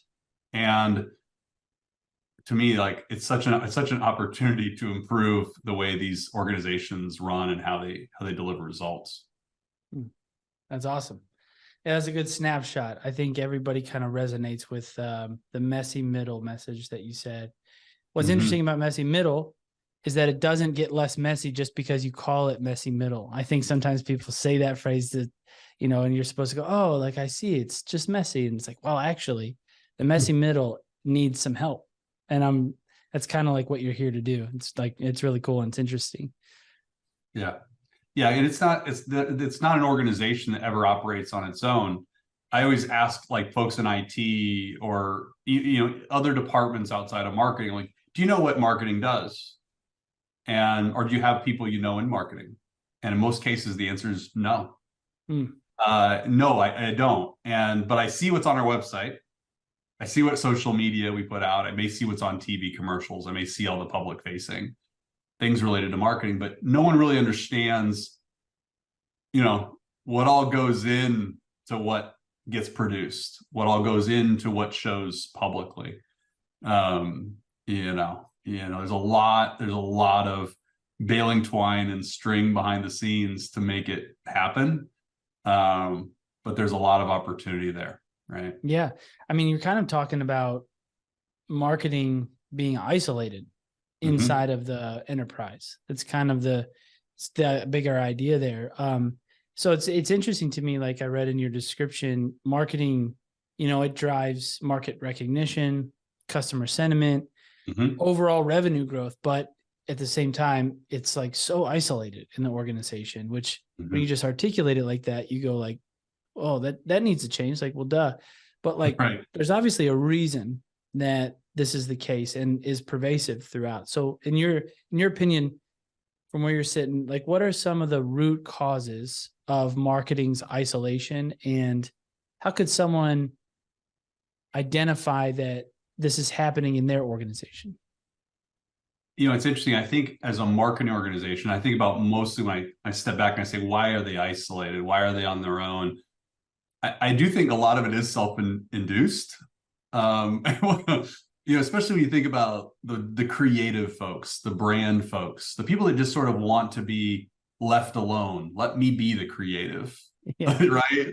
Don't get into my business. Let me just do my creative work and the art, the design, the creative. But when you really put rubber to the road, it's marketing they're dependent on the rest of the enterprise. Like there isn't much work that goes on within marketing that doesn't touch another part of the business. And there's so many examples, Nate. Like you don't do much with the website without IT.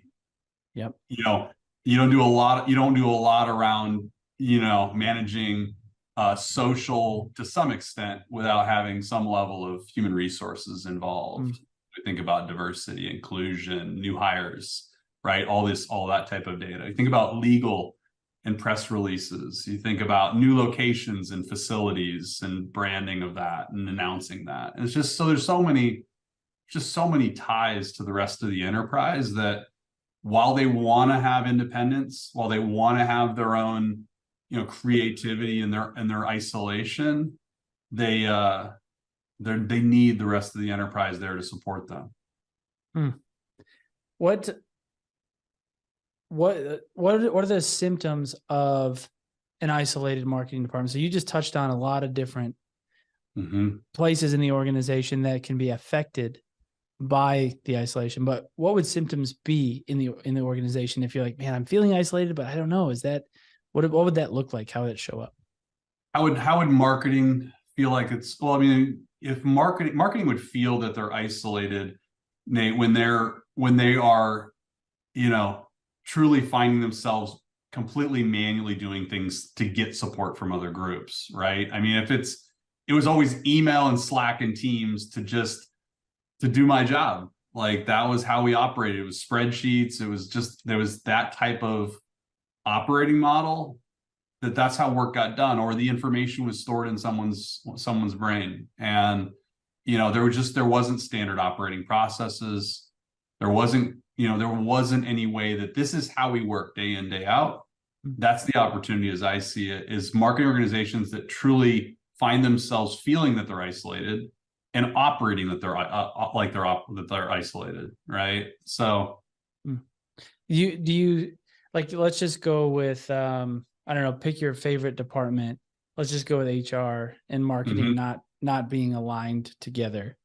You know, if that's totally the case, like it's all manual, as you're saying, and information lives in someone's head, what's a good example of a net impact on what gets put out into the world? Like, how does that actually suffer? You know, what do you see how does it hurt?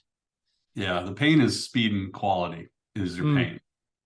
You know, if I think about the interaction, and by the way, when I think about marketing, it's not just external facing marketing. It's also things like corporate communications that people forget about, right? So corp comm and marketing work very hand in hand.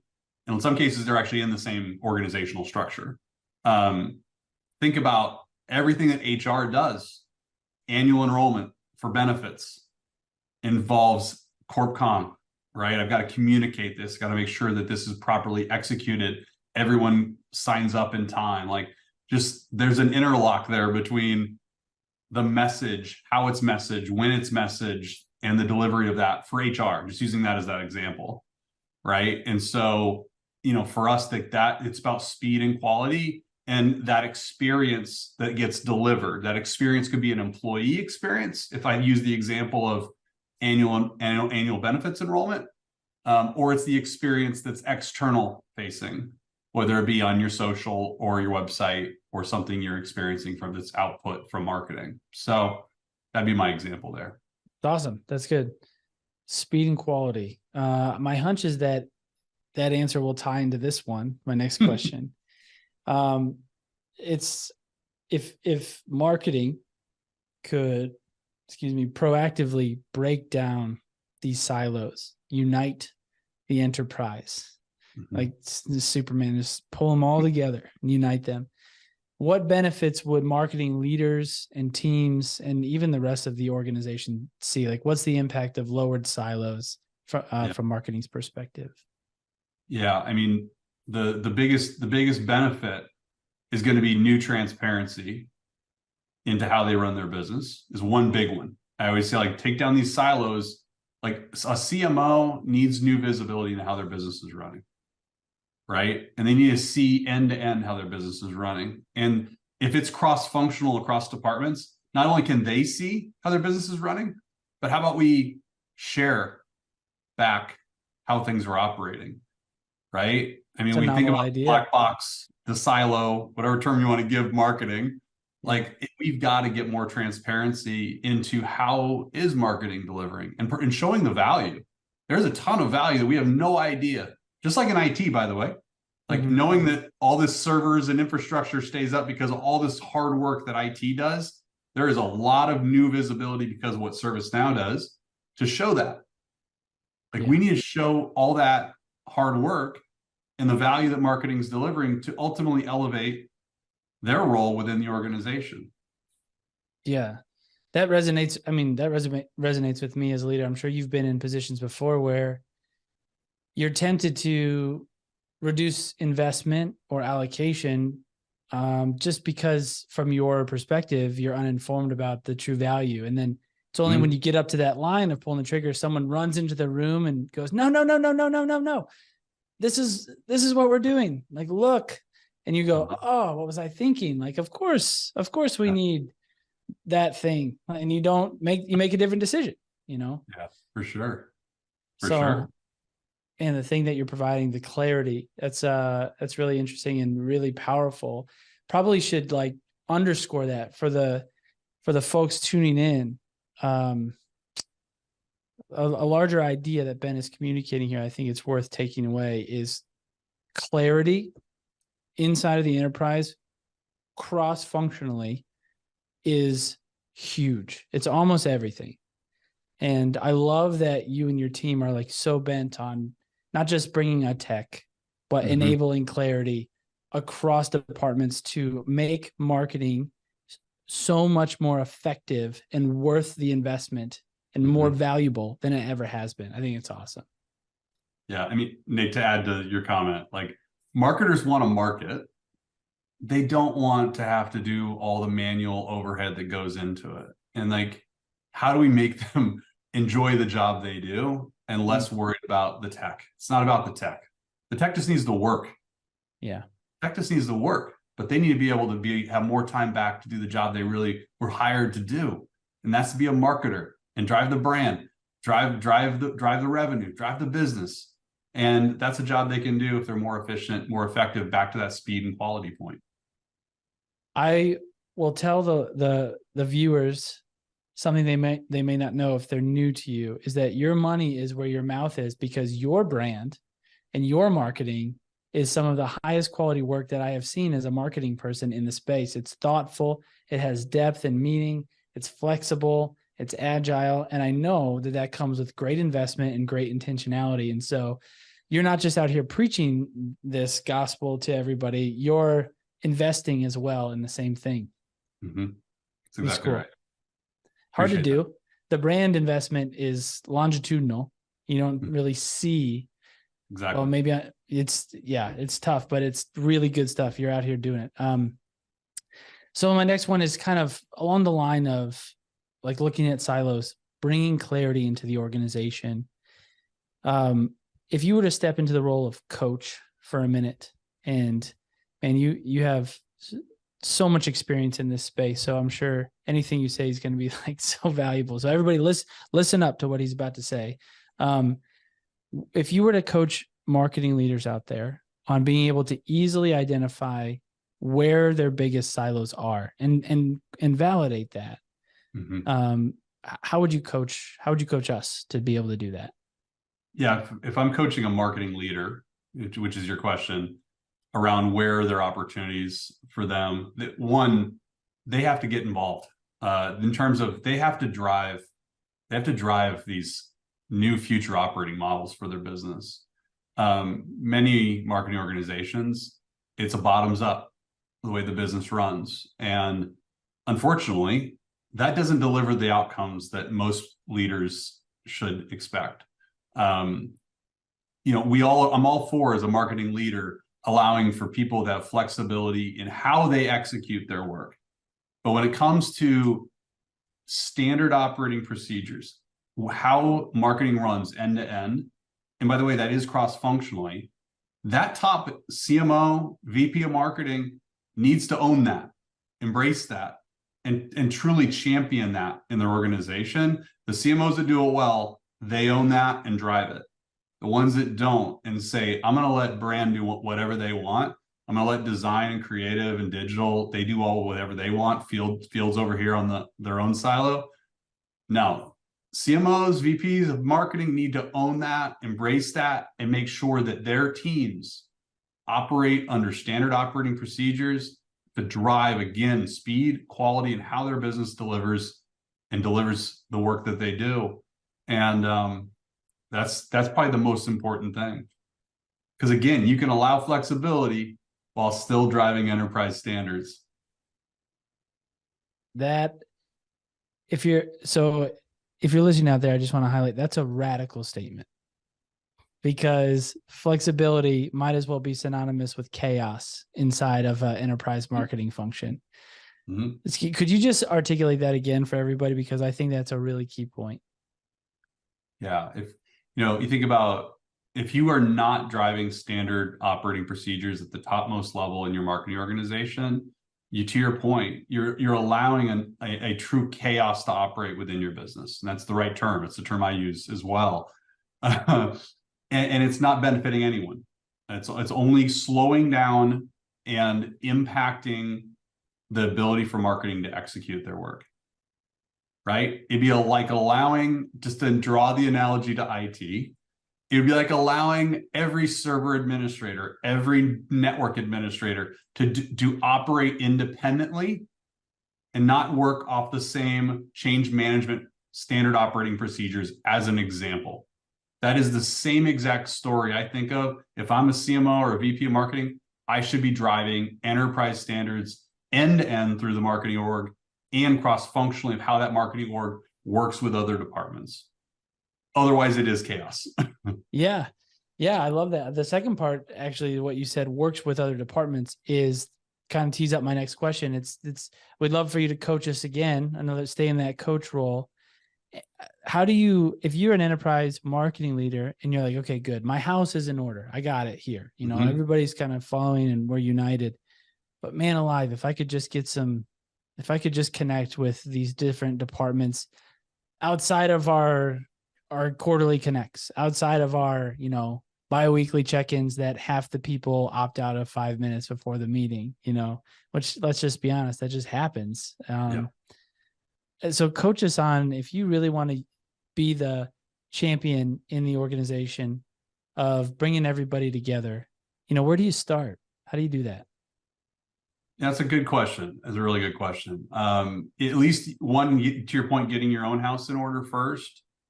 I do encourage, I mean, where I would start is finding those marketing ops type roles to come together and work with the leadership team in marketing to own this together. By the way, it isn't just a top-down push down. It's a marketing operations or the team that manages some of those standard operating procedures need to work together with the leadership to define these cohesively together, department by department. It's a workshop. I mean, it's a series of workshops, and but it has to be done not only first internally within marketing, but then you need to bring your peers along with you. So if it is legal, like I always had to work with legal for every press release we put out, and LPR we did. And I pull in somebody from IT because we always have change procedures for our website. And so, but again, start with your own house, get that in order. Highly encourage you to bring marketing operations along with, or whatever title you give that role, for the folks that behind the scenes are managing the tech, managing the process.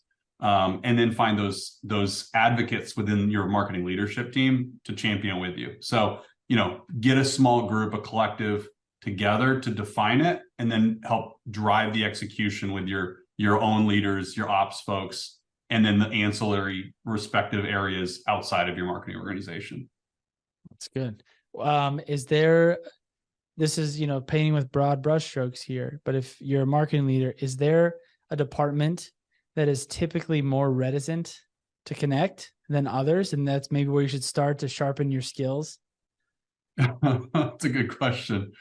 I always encourage building the bridge with IT early on.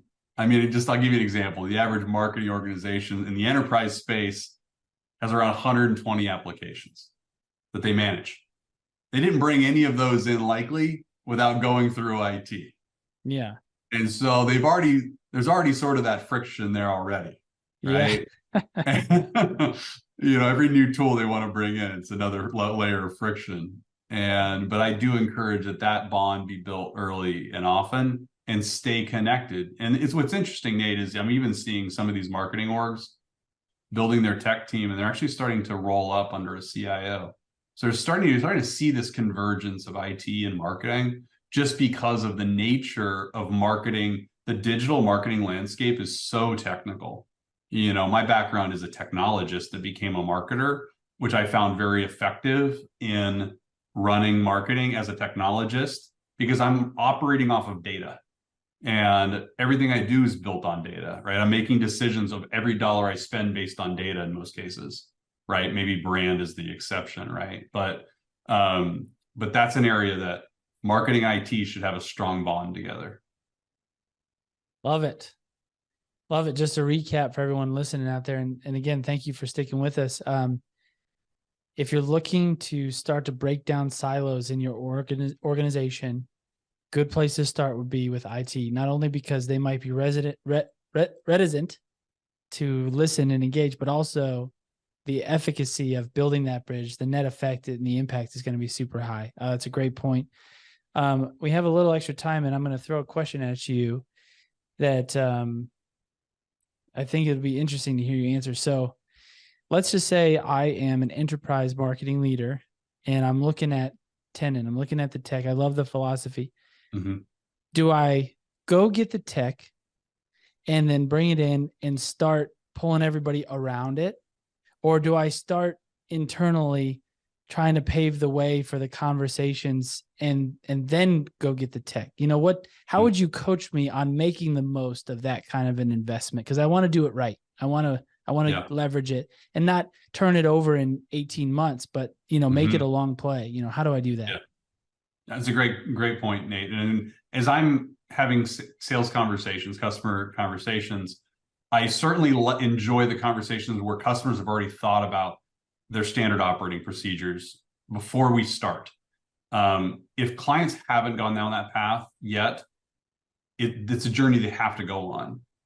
So I always ask them, do you have standards in how you deliver? Do you have built-in standards that you operate on day to day? When the client says yes, that is a great story. At least they've started somewhere. Is it the best process? Probably not. Maybe it is. It's something we bring up. It's why we ship, by the way, with standard operating procedures in our product to help them if they don't have those. But I always prefer certainly clients that have at least that level of maturity where at least they have a starting point.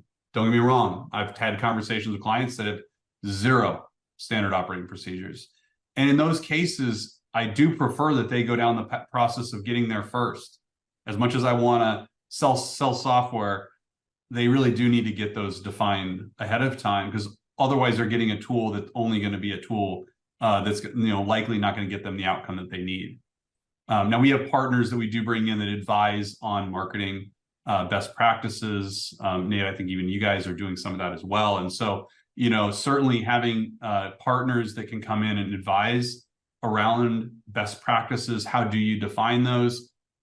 We can do those together, and I've done that as well. So we can certainly go in, do the advisory up front, then implement the solution of Tenon. But again, that needs to be done as a predecessor to bringing in tech. That's awesome. Hopefully that makes perfect sense. And hopefully the marketing leaders that are out there, if you're in the CMO seat, you're probably astute enough to know the tech isn't going to save you. You got to have a strong point of view on what you're trying to do and how to do it. And then something comes into support. And I think that's great, security for you guys too, because, if you go the other way and you just grab at straws, this might help me, the value's not really going to be there. It'll plug a hole. But it won't be the thing that it really can be. And it only probably lives with the individual who was inspired to connect with the person and bring it in. And if they move on, it's like, well, there was never any value here, forget it. But you guys provide such a valuable tool that it behooves people to just, think critically about what they're trying to achieve. And then you guys just add gasoline to the fire. It's awesome. Yeah. People, process, and technology, Nate's what you're talking about, right? Finding that champion within the organization, whether it be obviously we want the leader to own that in the marketing department. We want marketing ops to own it as well.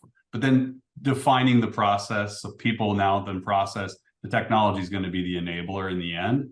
But it's so critical those first two are in place. Love it.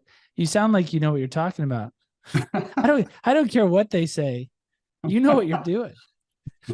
I'm just kidding. I appreciate it, man. My last question here, I'm sure there are people on this session that are really interested to learn more about you, your company, how you think about marketing, just from an advisory standpoint. The tech is amazing. How can they connect with you and reach out if they want to learn more about you? Yeah, absolutely. They can reach out to me directly, ben.person@tenonhq.com. They can also visit tenonhq.com, TENONHQ.com. Both are easy ways. Reach out to me. Love to answer any questions that come from this, or if there's any interest in diving in deeper, certainly reach out to me. Guys, please do take him up on that. I've had the privilege of just chatting with Ben several times, and he is full of knowledge and wisdom, even far outside of his technology, just marketing and the ServiceNow ecosystem. He's a wealth of knowledge. So please connect with him. And if you want to be inspired about your brand and take a look at a really strong brand in the space, head to their website. You'll see what I'm talking about. Look at their socials. You'll see. So Ben, thank you so much for doing the webinar. Thank you for being on. So fun to have you. So valuable. Thanks for the time. Yeah, really fun. Thank you so much, Nate. See ya. All right. Take care, guys.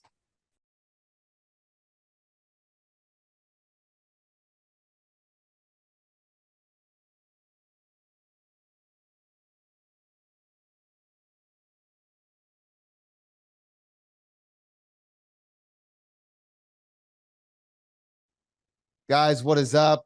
It's me again, Brandon. I'm the Chief Creative Officer at Forest. I'm jumping in here for Nate because I actually asked, hey, I want to talk to this next person and introduce them to the world. My mind is still a little bit blown from the session that Nate just had with Ben. Natalie, I'm sure yours is too, but I'll just go ahead and introduce you guys. Yeah. This is Natalie Tollefson. Am I saying it right? Yeah, Tollefson, you got it. That's awesome. And I was going to introduce you in like the formal way, but I'm going to actually introduce you like in a different way, like in a little bit of a story. So for those of you that don't know Natalie, Nate and I met her for the first time 2 knowledges ago at ServiceNow, flagship event Knowledge. And I remember you're sitting at a booth and I remember users and lots of conference attendees walking by. And I remember watching you engage with these people and talk to them. And I just remember going, man, she is super helpful. Look at how she's like listening to them. Look at how she's answering their questions.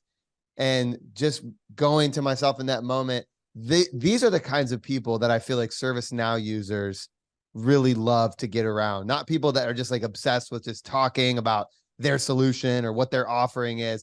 But I just remember you listening. And so when we were putting together this report, one of the things that kept coming to the surface that everyone's hearing about and going to hear more about is how these ServiceNow users want more guidance. And so I remember we were curating our list of who we wanted to have on the summit. And I remember going, we got to get Natalie. She's like the ultimate guide. People trust her. She's good at listening. So I'm really thankful for you being here. Tell everybody who you are, who you work for, and what your role is. I think you just wanted me because I bought you that drink one time. No, I'm just kidding. I love it. Yeah. We did have a fun dinner with the group that night. That's right. That was fun. We did. Yeah. It was cool. Yeah. Thank you, Brandon. Thanks for having me here. Yeah. Hi, everyone. Nice to meet everyone. My name's Natalie Tollefson. I work for Optimum Healthcare IT. I'm the Director of Service Delivery, specializing in employee workflows. Amazing. And obviously that, Optimum Healthcare IT, that's pretty cool. I mean, it sounds like that's super specific. It sounds like to me, not your average ServiceNow partner, right? Yeah. Optimum Healthcare IT is it's pretty special. It's a place that I've really called home, and we're actually an elite ServiceNow partner. We're the only elite partner within the ecosystem that focuses exclusively within healthcare provider organizations, which is pretty awesome. And I know you know this, Brandon, but my roots are in healthcare. I grew up in human resources, working with physicians and clinical providers. That's my background. Those are my roots, and just done a variety of different roles within that space, anywhere from employee relations to drug and alcohol abuse programs for clinical providers to leading HR technology and PMO with some pretty sizable digital transformation initiatives. Crazy. And I know it's just been quite a journey, and it's really what led me into the consulting space, honestly, because I've always had a passion for making an impact, always had a passion for process improvement and technology. And so that led me into consulting with ServiceNow. I feel like healthcare too. Wow, what a time. I mean, obviously you could say what you want politically about the state of our healthcare, but to know there are people behind the scenes making these organizations, making it work is really great to know. Totally. And, it's insane because I was doing a lot of research over the past several months and just reading some of those analyst reports like McKinsey and different ones out there that are saying, there's going to be hundreds of thousands of clinical providers, like a shortage of that amount within the healthcare system. I mean, burnout is a real issue. Labor inflation costs, real issue. Technology and hyperautomation is how this country's healthcare system is going to survive. So it feels if there's ever a time powerful for optimizing healthcare, right? It's now. Yeah. So cool. Well, before we get into speaking of analyst reports, we're going to talk about ROI because that was one of the themes that we heard in this report coming to the surface. We've got users almost begging, saying, hey, help me prove ROI. Upwards, downwards, sideways. Before we get into that, tell us about you, the human. At Forest, we're all about humanity, right? None of this makes sense. None of this matters if we're not actually helping each other, getting to know each other. Who are you when you're not working? Tell us a little bit about Natalie, the person. It's really not that exciting, but I'll tell you anyways. Yeah, I'm actually a mom of four. So I have three boys and one girl, ranging from 4 years old to 15 years old. And you said that's not exciting? I mean, I guess it depending on, what gets you excited, but yeah, that's awesome. I'm a homebody for sure. 4 different schools, so that's pretty it's pretty insane. But yeah, I just spend a lot of family time. I love hanging out with the kids, playing games, watching them do their sports. You know how it is. You have kids. It's awesome. So guys, everybody listening in, you not only have a world-class technology consultant here, you have a world-class mom, a wife, right? You're married. Yeah. So this is awesome. I love hearing that. I'm sure you probably got, when you have kids, you probably have so many stories. We won't talk about all that today, but you guys will have a chance to connect with Natalie and her LinkedIn information and stuff later. But we're going to get into this session. Really excited about this. We're going to talk about ROI. Natalie, I've got a couple questions for you. Obviously, you read through the report, right? It's a pretty big topic right now. I would love if you could give us a little context around why you're passionate about this topic of ROI. Why is it so relevant in ServiceNow at this moment? Yeah. No, I was really excited to see this topic come up on the report, especially as that #1 area that users need. First of all, what I find really fascinating, Brandon, is that when you talk about ROI, it really has very little to do with the actual technology. When you think about it, proving ROI is really more about people. It's about influence. It's gaining that buy-in. It's moving hearts and minds. And you can have all the numbers, to tell that, make that compelling business case. But if you're not engaging those stakeholders, and you're not empowering people to really believe that story, then your business case isn't going to go anywhere. So it's really a lot about people and storytelling. That's awesome. I love that. Obviously, I'm a marketing guy. For us, we're obsessed with this whole idea of storytelling. And it's cool because you don't think of that typically as a skill, you think technology consulting, especially ROI, you think math, but really it's about, you said moving hearts and minds. I think that's awesome. And I love how you talk about empowering stakeholders. For everyone tuning in out there, I would love for you to shed some light on what would qualify as a stakeholder inside of the process of getting ServiceNow investment. Yeah. I mean, it's interesting because a lot of organizations, a lot of average, users see ServiceNow as just an IT ticketing tool, but it's obviously so much more than that, right? It's an enterprise platform. It's extremely powerful and it stretches across the business. And so, if you're someone who's in that IT department, you're on the ServiceNow platform team, like the stakeholders that I'm talking about are people in your business, the ones who are running the day-to-day, whether it be HR or facilities or procurement or, there's all of those different operations, those different departments that are running the business. Those are the stakeholders that have a lot to gain from ServiceNow, but they may not even be aware of the solutions and the capabilities that are available to them. Do you feel like sometimes, let's just say from the partner perspective, do you feel like a lot of focus is put on seeing maybe the C-suite as the stakeholders, but really it sounds like you're saying it's the boots on the ground. It's the people that are more in the day-to-day that are the ones that you want to, when we talk about moving those hearts and minds. Right. Yeah, I think it's both, right? I think when you're talking about, when you're doing planning, and that's when a lot of the ROI conversations come up, right? You're doing some budgeting planning, you're looking at the roadmap of the organization, you're crafting strategic goals. Yep. That's when you really want to reach that C-suite or that VP or director level stakeholder, because they have the decision-making power, they're more strategic, they usually own the budget, they're really looking at that big picture impact and what the ROI is going to be. But then, when you get into the details of like, what does it mean to implement? What does this mean in terms of change for the organization? Getting that buy-in from the end users and the boots on the ground, like you said, is just as important. And those are the people that they're the ones that are hungry for that ROI, right? They're saying, hey, equip me so I can actually champion this, right? Oh yeah, because they're the ones that are suffering. Yeah. Like, I hate to be so bleak about it, right? But No, that's great. Yeah. It's true. Like, those are the people that are doing the work. They're the ones that are like working late hours. They're fumbling through manual processes. Like, that's where you really need the buy-in. That's where you want to empower them. That's a word I feel like, come on, like, business, enterprise businesses suffering. Nobody suffers, but really, enterprise sized businesses, a lot of times that's an actual thing that these people they're actually suffering, and for sure they're tasked with all these things. And so, man, that's a great way to put it. It's almost like, if I could summarize, people aren't sure who to look for. Maybe start by finding the people that are suffering. Yeah. And that goes to, I think, one of the key areas of like, how do you prove ROI?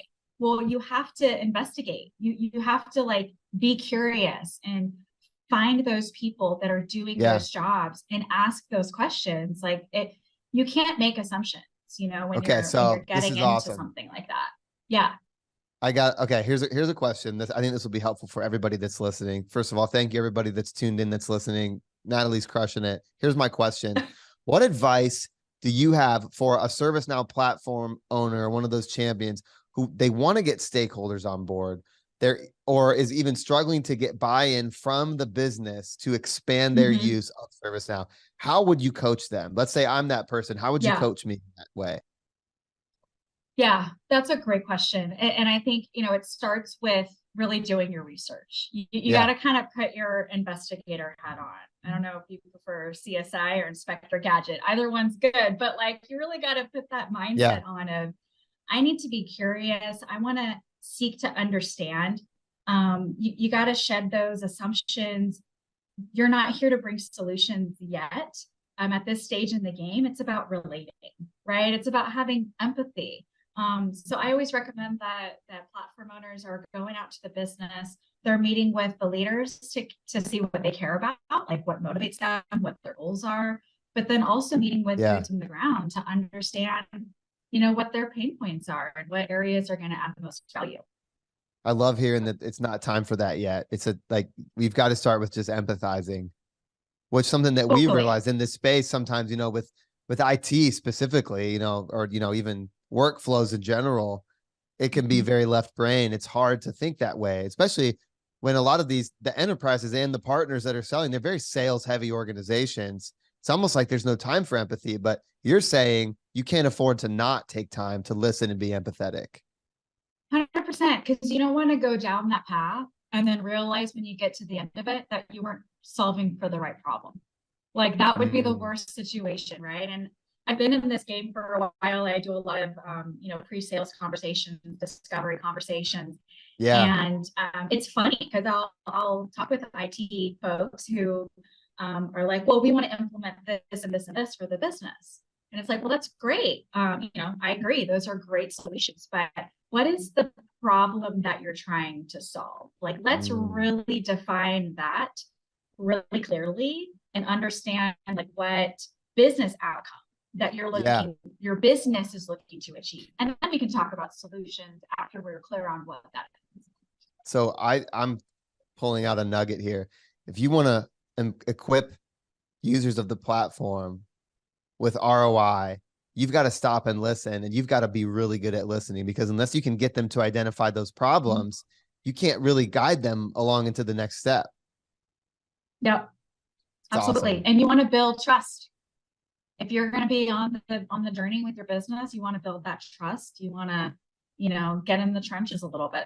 Yeah. Okay. So I've got my little notes here. Investigate. That was the thing that you said. That was the first thing that you said you would do. What else? So the next thing that I would do, once you feel like you have a good understanding of what your stakeholders' needs are and what success feels like for them, it's really about captivating the stakeholders. So what does that mean? Well, that means take all the data that you have and getting data.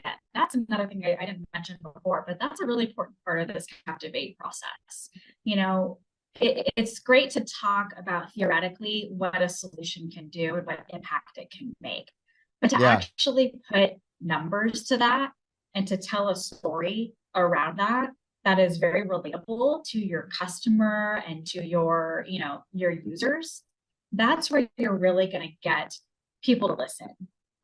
So that has to do with getting into the weeds, really understanding how long does it take to fulfill these requests? How much downtime is happening within your systems and what impact is that causing? Asking all those questions, getting the data, getting stories from people. Stories are everywhere. You just gotta ask, everyone's got them.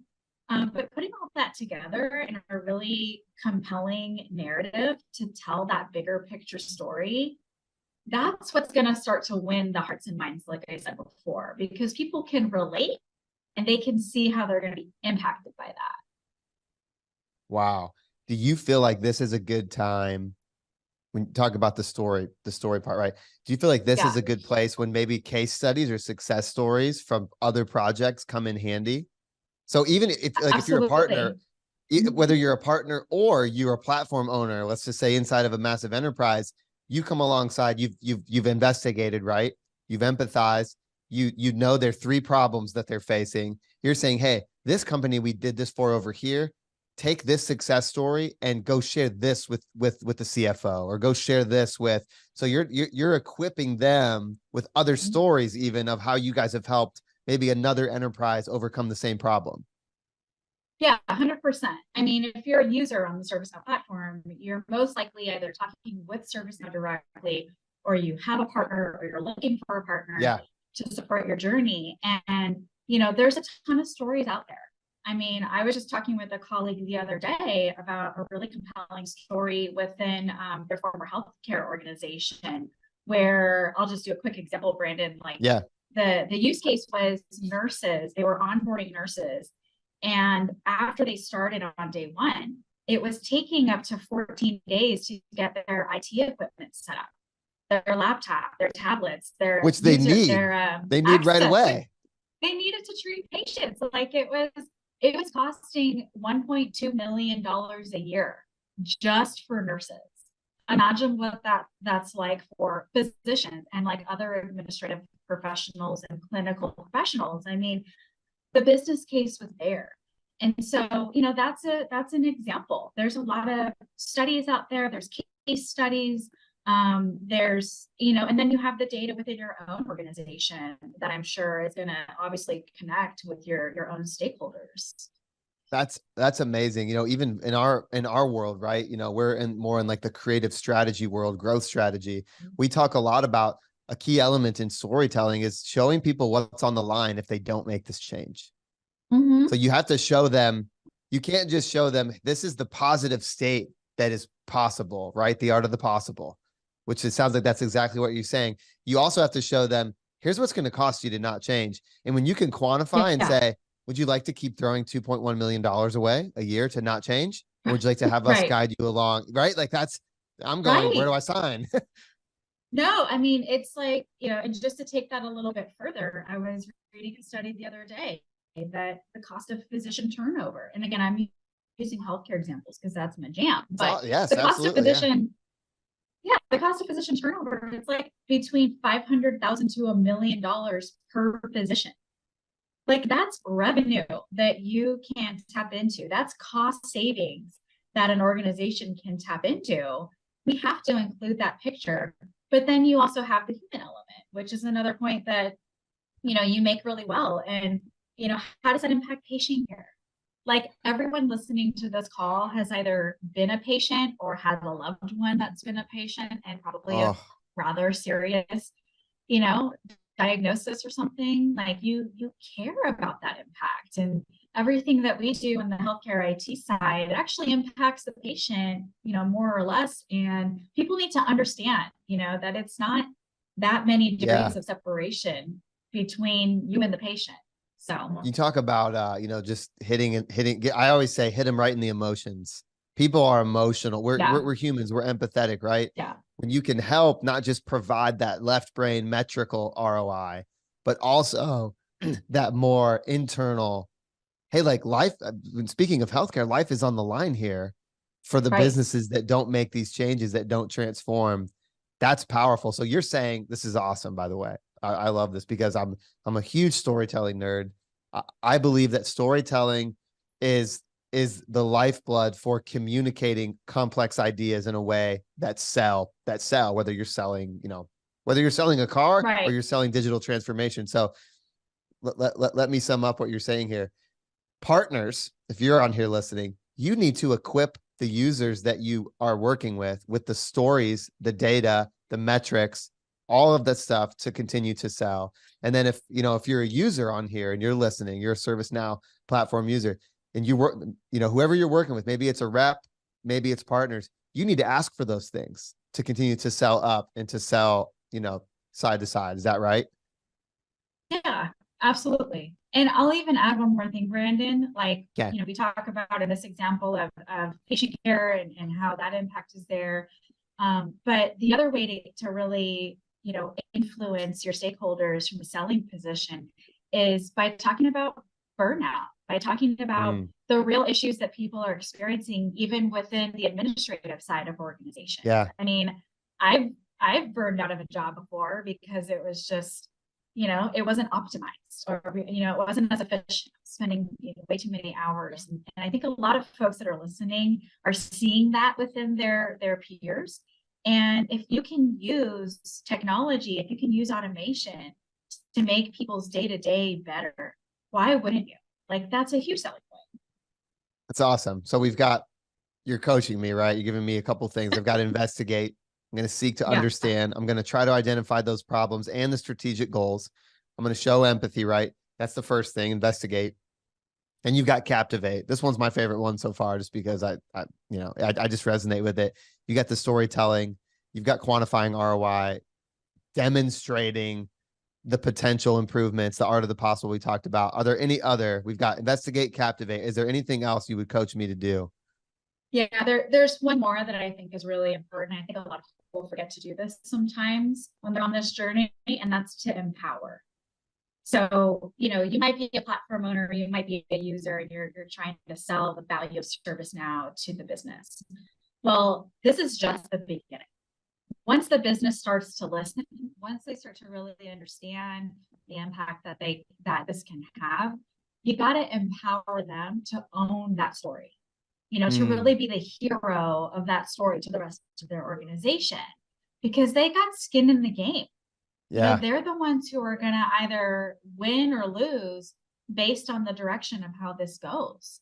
And so really coming alongside them in a service-oriented manner, really helping support their journey on continuing to sell within their organization and getting that buy-in, getting adoption, getting people to participate and engage in the implementation process, which is a big undertaking. You got to empower those stakeholders to really own and lead. And that's, I think that's awesome, because this is what we heard in the report. People they want guided through this. The platform owners need someone to empower them. They're actually asking for it. They're saying, hey, you can't just implement this thing for me and then be gone and be done. Like, we need guidance here. And I think that's awesome that you've seen this for years now, as long as you've worked in this space. I just think that's awesome. All right. I mean, my mind is blown. I'm sure everybody listening, I've got this little book of notes. Obviously you guys can see that I love the color orange here, but I'm taking notes over here. Let me see here. Let's do a little recap. So we got investigate, captivate, and empower, those three things. So if you're taking notes, I asked Natalie, what advice do you have for platform owners or a champion who wants to get stakeholders on board or is struggling to get buy-in? You got to investigate, you got to captivate, you got to empower. I love to repeat things because that's how you memorize things. That's how you make them memorable. Investigate, captivate, empower. I would love it now if you could, we've got a couple minutes left here. If you could help us maybe avoid some pitfalls around executing this process, what would you say is typically the most challenging part of this for people, right? Where are those pitfalls or landmines? Yeah, that's a really good question. I think when I think about pitfalls, I've seen these things happen so many times, quite honestly. And, there's a couple that come to mind. One is making sure that you have a strategy in place, like once you get the ROI and you got that commitment from the stakeholders, again, like I said, that's just the beginning. But then you got to implement those changes and having a strategy. I mean, you know, Brandon, that, and everyone on here knows, the ServiceNow platform is super powerful. There is so much there. It is not the kind of thing that you want to try to implement the entire thing in one go. You know, you got to find an implementation partner who can really help you break down the major goals and objectives into achievable, realistic phases and chunks, because they're going to help you sequence that. They're going to help you identify those dependencies, how much time is needed from your organization to get that done. So having that strategy in place can take some time, but it's really important to have a successful outcome. I wish so that's one thing I would say. Yeah. That's yeah. Anything else? And then we'll wrap it up here because my mind is. So there's one more thing, Brandon, I think is important, which is adoption. The last thing you want to do is go through all of this effort and time. And, you know, you could craft the perfect solution and go live with it. Yeah. But if it doesn't get adopted, then what's the point? You know, that would be terrible. So, and it happens probably a lot, right? Oh my gosh, it totally does. And I know this for a fact because the organizational change management services that are needed, or that capability that is needed within any organization to do a digital transformation initiative, those are the most often the last thing to come to mind. It's very overlooked and undervalued, yet it is so important to have that in place and to be very thoughtful and strategic throughout your entire journey, not just once you're implementing, but even before in the ROI process. I'll give a quick parallel because I'm always trying to find ways for where the creative world merges with this world of digital transformation. We are more alike than people think.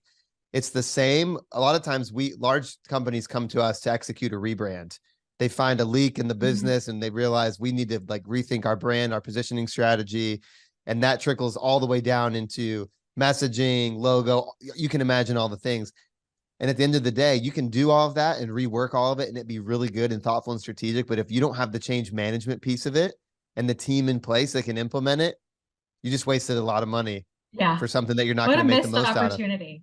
Sure. I hate it. It's the worst. And it sounds like it's the same. So I could keep talking for a couple hours, but we have so many other things to get to. I want you to share two things. I want you to talk about what's happening over at Optimum right now, because I think you guys have some exciting things going on. What's happening over there? What are you guys working on? And tell everybody where they can get to know you or connect with you. Yeah, awesome. No, Optimum is doing a lot of exciting things. First of all, just in case anyone's not aware, Optimum is a full service, consulting organization, staffing organization. We do advisory services, technology implementations in cloud, ServiceNow, Epic, EHR. But anyways, a couple of the things that our ServiceNow practice is working on specifically, a big one that's come up is clinical device management. I mean, you're probably aware, Brandon, you guys work so closely with ServiceNow that the healthcare life sciences applications that have launched last year, I mean, those are making big waves. We had the privilege of doing the first ever clinical device management implementation for a hospital, and we're getting a ton of interest. And so we are just really gearing up to do a lot of assessments in that area, really looking at, customers that are on either new Volo or Connective, which is sunsetting next year, ways that we can help transition them into a fuller leveraging the ServiceNow platform. So that's a big one. Wow. Yeah. And then another one that I'm really excited about because it's in my area is this provider onboarding space. I mean, there's so much ROI with that, like I said, and I'm really passionate about digging into that story and painting that picture. And so we're actually just launched a provider onboarding assessment where we'll go out, document your entire business process, current state, craft a design for future state, and then put that business case together for HR and IT leaders within healthcare so that they can go tell the story, just like what we're talking about, and really, get that buy-in to transform provider onboarding. There's so much value there. That's amazing. I love how excited you are. I'm a very enthusiastic person, as I'm sure everybody can gather. And when you see someone excited about this kind of stuff, first of all, there's a lot in ServiceNow to be excited about right now, which I think is great. Yeah. So I think that's so cool. Where can the people that are here on this call, or maybe watching this later on, where can they connect with you? Yeah, I'm on LinkedIn, you guys. So Okay. reach out to me, Natalie Tollefson. I'm on LinkedIn. Feel free to shoot me a direct message. But otherwise, go to OptimumHealthcareIT.com. That's our organization's website. If you are a healthcare provider organization or you work with healthcare provider organizations, we would love to talk to you. We've got a ton of experts in-house who have a lot of great value to share. So I hope that I get to meet a lot of you. Ladies and gentlemen, those of you from the ecosystem that have just sat through and took copious amounts of notes. Wow. We'll give a round of applause for Natalie. Natalie, thanks for being here. Guys, this concludes our session with Natalie. We're going to take a quick break. We've got some fun stuff coming up. Natalie, thanks again for being on. And everybody, make sure you connect with her on LinkedIn. Yeah. Thanks, everyone. See you, everybody.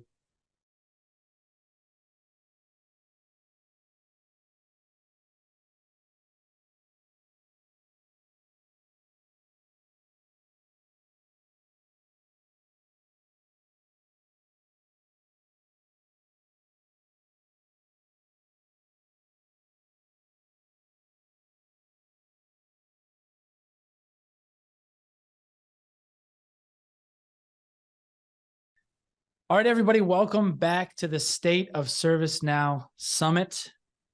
We just had a great session with Natalie about ROI. I hope that was really valuable for you. I really enjoyed talking to her.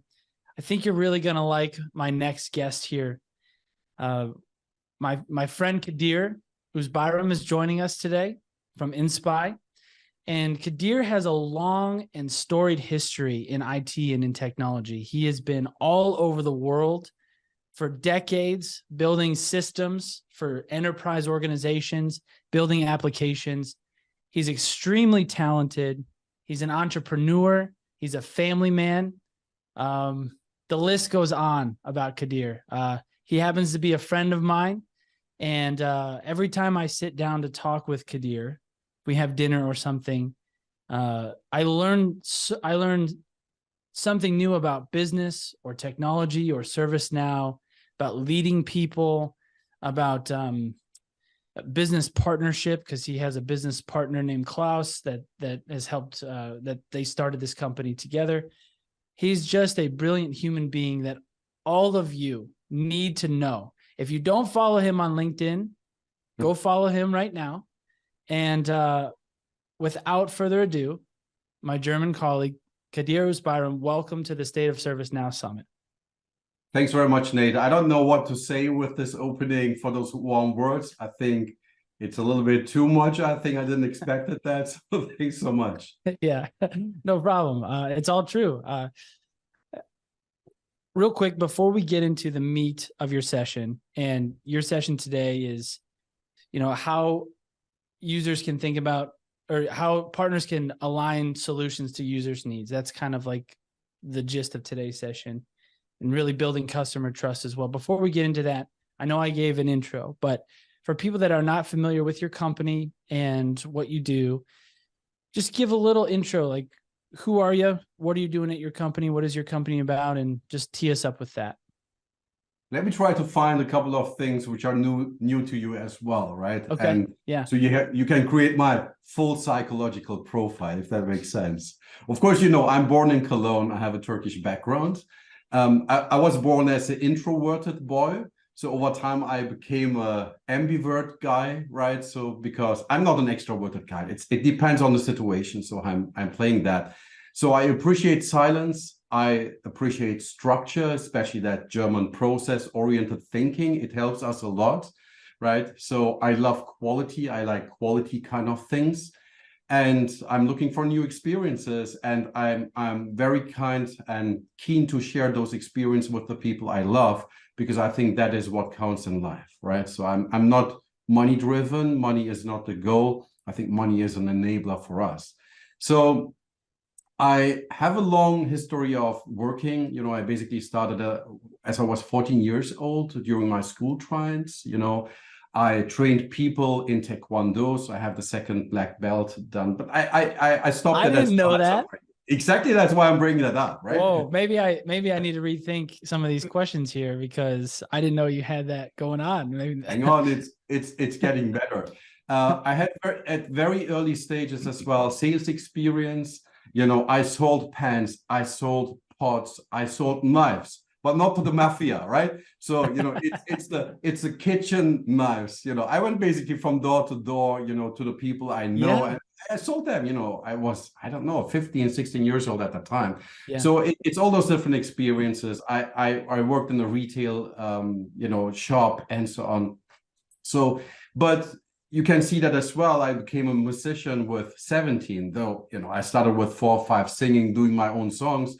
But I think I had 20 years of semi-professional music career as well, basically played every weekend, from 50 people to, I don't know, 15,000 people. So we had everything. I played with the Philharmony of Cologne. And all those experiences, I think we gathered over time, helped us as well to create the company.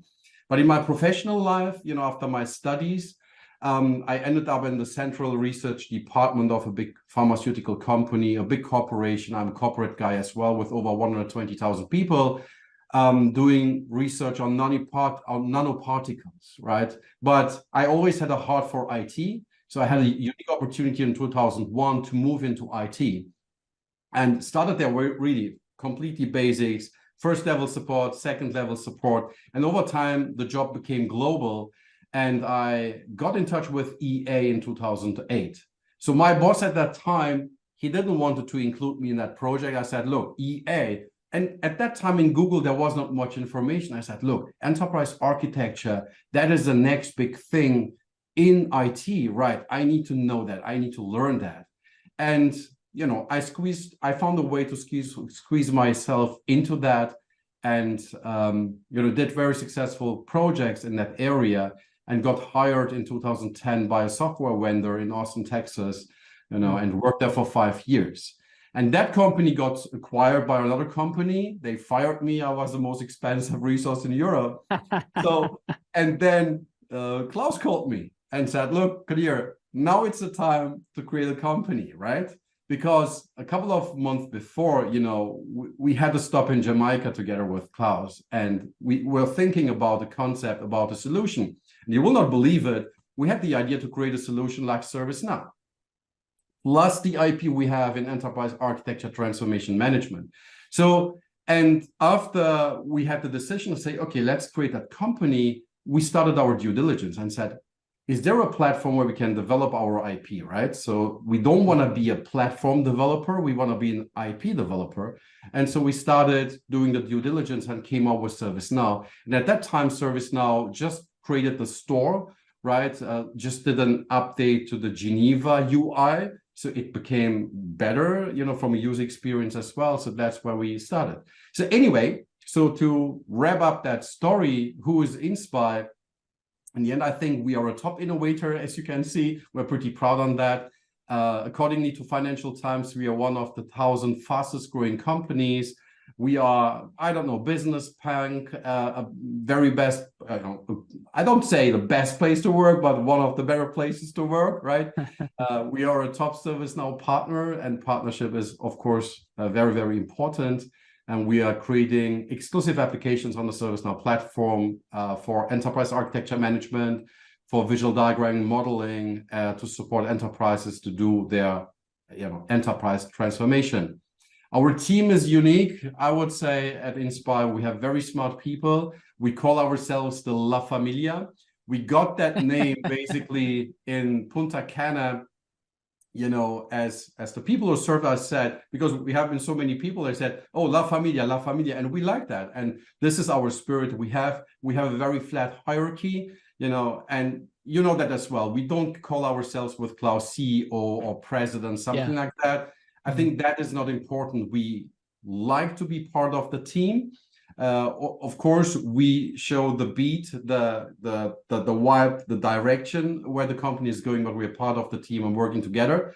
So I think to wrap that up, that's basically who I am and what inspired us. That was fantastic. That was fantastic. There were so many things in there that I didn't know, which is awesome. And when you said that they were based out of Austin, Texas, the corporation that you worked for, I just had this picture of you in a cowboy hat doing line dancing. I was very close to buy some booth. I was, those $700, $800 booths. I had them. Yeah. I wear them for a couple of minutes, and I said, "Okay, I'm not a cowboy. I'm too soft for those hard boots." So, I'm too soft. That's funny. I can picture you in those, bringing them back to Germany and wearing them around town. People like, what are those? No way. That's awesome. Well, thank you for joining. That's such a good overview. If you're not hip to Inspy yet out there in the viewership, please go check them out. They're doing some fantastic work. One thing that, one reason why I wanted you to have a chance to talk to people today is because you guys, you're building products, and products have to come, right from user needs. And that's kind of the theme of this session.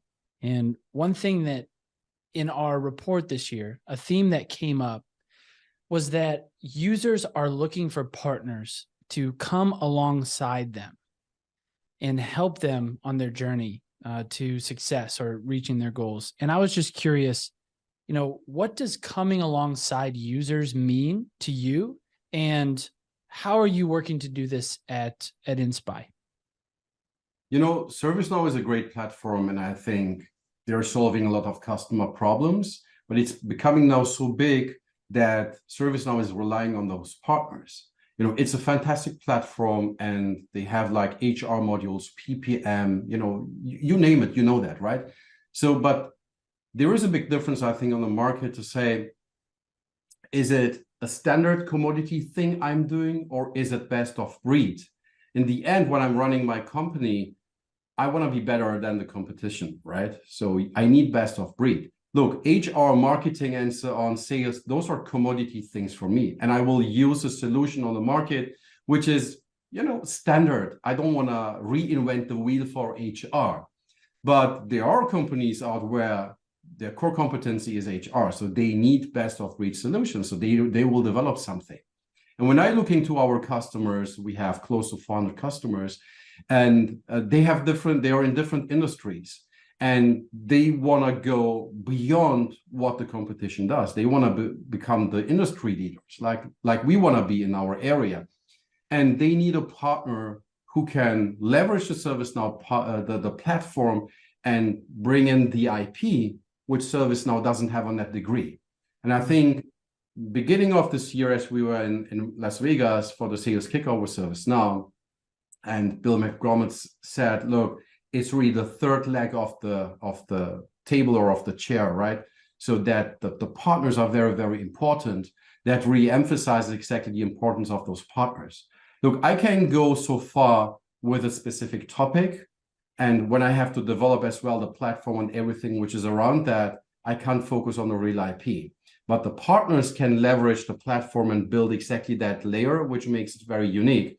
And this is, I think, why customers, and in your survey, are looking exactly for those kind of partners and say, I have the platform, I understand how far I can bring it, but I need that IP and that additional application. And it's not just a tool, it's really a solution they're looking for to provide them end-to-end visibility into their problem and solve that and bring it to the next level. Does that make sense? Yeah, that's good. And so just to restate what you're saying there, coming alongside users to you is taking something that is readily available, but building on top of it in a way that really speaks to their needs and that actually empowers them beyond what they could just have access to in the open market. Exactly. Yeah, that's good. Well, what's interesting about that is in order to do that, you have to understand what users need. So if you're going to create IP, and you know this better than anybody because you're a product company, if you spend time and resources creating IP that nobody wants, that's bad business and that's bad investment, just to put it plainly. But it seems as though you guys have done a really good job of understanding users' needs, understanding what's available at the base layer and what IP needs built on top of it to bring to the open market. And I was just curious a little bit of could you explain the importance to you and Inspire of understanding those needs to build, and then share with the viewers, how do you and your team go about understanding what that IP layer needs to be? How do you take something that's out of the box and make it the next level and know that it's going to resonate? I think it's very simple. Look, if I sell you a 911, I think you would really appreciate that, right? I was looking at them yesterday. They're on my Instagram. That's one of my favorite cars. Yeah, exactly. So, but if I sell you a 911 or you're living in the jungle or in the desert, I think that really absolutely doesn't make sense, right? So it is really to understand what you need, where you're coming from. So, and when I'm having that conversation as a sales guy with you, I should know where you're living, what the weather conditions are, what's the temperature, and so on. Where do you want to go from A to B? How do you want to use your car, right? So it is exactly that. I need to have that understanding, right? So, and then I can recommend you get a Jeep, a Toyota, a Hummer H1, who can deal with those high temperatures, and you're not sinking in the sand with your 911 after a couple of miles, right? So, and I think in the end, it's a consultant, it's a business analyst mindset. So I have to understand really what your problem is.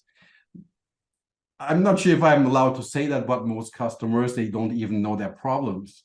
And if you go in as the consultant, it's very important that you are just not making the blah, blah, blah and talking about the things and you're doing all that MBA kind of magic. I think important is that you know exactly and have been in that position of the customer before.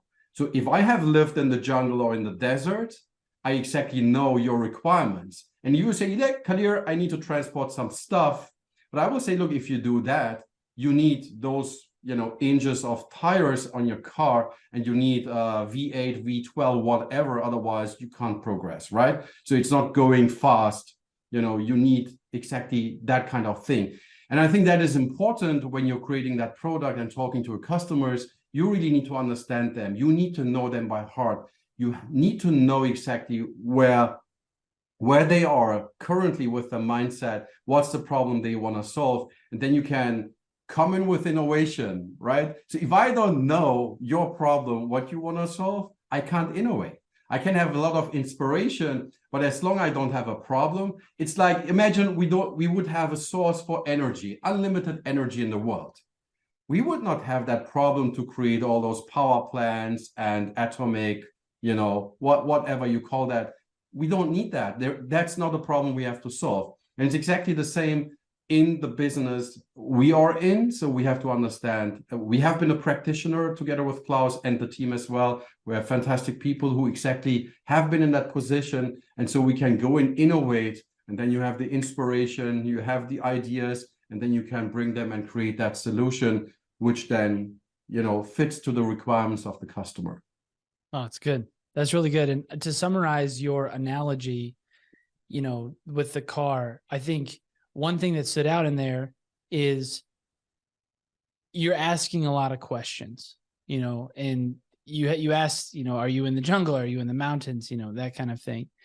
In addition to asking questions of users, how do you and Klaus and the rest of your team get information from the market? You mentioned at the beginning, you're very focused on due diligence. You're wise businessmen who do not want to make bad investments or uninformed investments and take unnecessary risks. So is it just asking questions to users that gives you this information? Are there other ways that you go about understanding what users need? Well, of course, there is the aspect of doing the market analysis, doing competitive analysis, and seeing where the market is going in general. So it needs just more than having that experience. And, you could be on a theoretical level, one of the best guys, and, it's academical. And on the academical level doesn't mean that you can bring that as well into the practice on the practical level. And that is, on the one hand, of course, we understand the theoretical aspect, but then it is go into the practical world and make that work, the theoretical stuff. And I think that's a big challenge with all those frameworks which are around the world, which doesn't provide the value when you just implement them. There is just more to do that. And it's the end-to-end thinking. So how do we do that? We're talking to our customers. We're talking a lot to our customers. We have our regular sessions with them. And of course, if you look to our process and talking about the Pandora's box, which we are just opening, you need customer success management. You need to have the mindset to make a customer successful. Then even your sales team, I would call our sales team as well as business analysts, they go in and ask exactly the right questions to understand what is it the customer wants to achieve. And then we can go in exactly and do the reverse engineering and say, okay, this is what success looks like. What do we need to do to exactly achieve that? So that's what we are doing. That's great. I'm taking a note here that just to summarize what you said, for the other partners out there looking to make sure that you're building in the right thing and learning the right things. Two things that you said in your story there, or just your explanation: customer focus. So you have to be obsessed with your customer throughout the whole organization, and then a spirit of curiosity. And that might seem obvious to you, but I think to a lot of people out there, embedding curiosity and starting with the assumption that you don't have the right answer, that you got to go find the information, and being curious and instilling curiosity throughout your whole organization. Just having been exposed to you and your team, the most curious people, we sit down at dinner or something and tell me about your life. What do you like to do? You're very always mining for the gold in another person. And so I think a takeaway here for other partners watching or listening is focus on your customer, be relentless about understanding them, and challenge your team to always be curious, no matter the level in the organization or the role. Because you mentioned there's sales, there's product, there's customer success people, and even you and Klaus as well. So was that a good summary of what you were saying? It is. And, I'm an architect, right? And I'm thinking in terms of models. And where I'm starting is really the vision. What's the vision you want to achieve? And sometimes it's maybe too high level if you are in customer interaction, but the company has a vision, right? And you have to understand what's their mission, what's their goals, their strategies to achieve that. And then that is something you can then connect to the business model and understand exactly what needs to be done, where are the risks, where are the opportunities to provide that. Until you have those information, I think you can't really help the customer, and this is, I think, a mind change we need in the market. They go in and have their 200 questions, 300 questions in the RFP and say, can you do this? Can you do that? To do what? What is it you want to achieve? I can say if you can change the color, if you can export, if you can import, if you're ISO certificated, blah, blah, blah. But that doesn't solve your business problem. And this is something which requires trust as well, right? On both sides. And we had customers. I have a big German car manufacturer. We had just the feeling that the mutual trust we have, that doesn't exist, right? And we didn't solve that, our solutions, because we have big doubts that they will be successful. We live from success. We sell success, but if the customer is not able to become successful, that will be a very bad reputation for us. And this is why we are very, very hard. No, it's not about the money. It's really about success. And that's why we are here, as Inspire. Well said. That was great. So in the last few minutes here, I'm gonna press you for some pragmatic advice.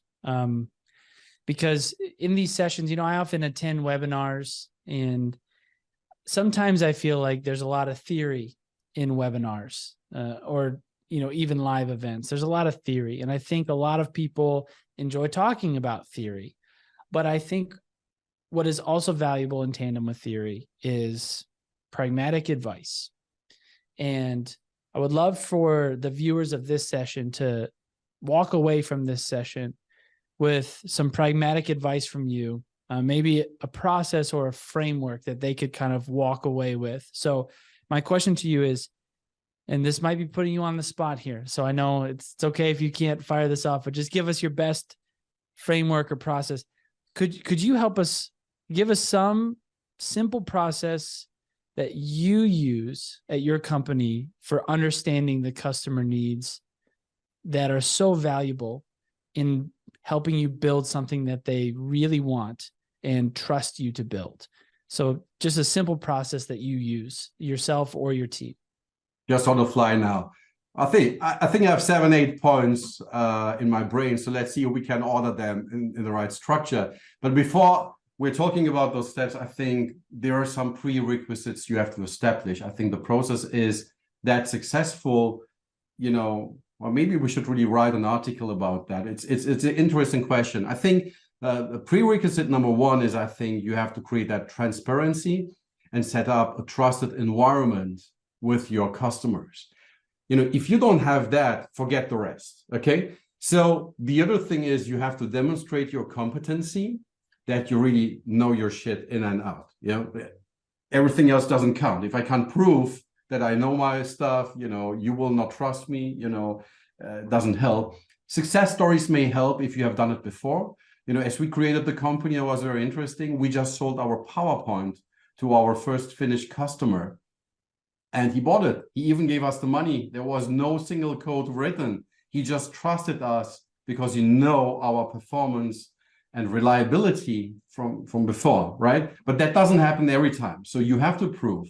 And the big companies, they go in very arrogant and say, we are the biggest ones. You're a small company. Why shall we trust you? Where's the security? Blah, blah, blah. That's a different level. Anyway, so make sure you can demonstrate your competency. I think the third prerequisite, if I look in that, is you have to share a little bit more than just what you have on your marketing and sales stack. I think you need to give deep insight about your plans, how you see the world, right? And make them part of the plan. I think that helps. So those would be the three requisites, I think, to execute then the 7-8 points of process. And I think the first one we already said is really listen to the customers, listen to them. Very, very good. The second point, I think, is ask the right verification questions that you really understand, that you understood your customer correctly. Otherwise, whatever you will then provide them as a solution will be not good enough. So then what you need to do is, I think you should reflect your solution you're offering. I'm not saying a tool, like, the story with the fool with a tool, right? So don't go there. It's a solution. And you have to reflect now, okay, here are the requirements, what the customer wants to have. Here is my solution. And just be honest and reflect that. In my career, the sales team sold something. I'm trying to go and implement that, and it just doesn't fit, right? It is, they oversold it, right? And that should not happen. That eats your credibility. Just be honest enough and say, okay, guys, maybe you should use another solution, which is a better fit to your thing. Just walk away, because, just getting the quick money is not reliable. We're on the market since 8 years, but because this is the credibility we can build up. So where are we now? 4 or 5, something like that. And make the customer, I think, part of your roadmap. Prioritize that together with you. Of course, there will be some strategic accounts for you, some tactical accounts. But my advice, and this is how we are doing it at Inspire, is we're trying to bring in those same-minded customers, who likes us, whom we like, and where is a good fit as well from a collaboration perspective, and the transparency and the trust. We will go with them and say, look, guys, this is what we want to build in the next month, next year, in 2, 3, 5 years. So what of that is important for you? Do you have any ideas? So make that roadmap. That will go much, much deeper in the relationship and the DNA of the relationship.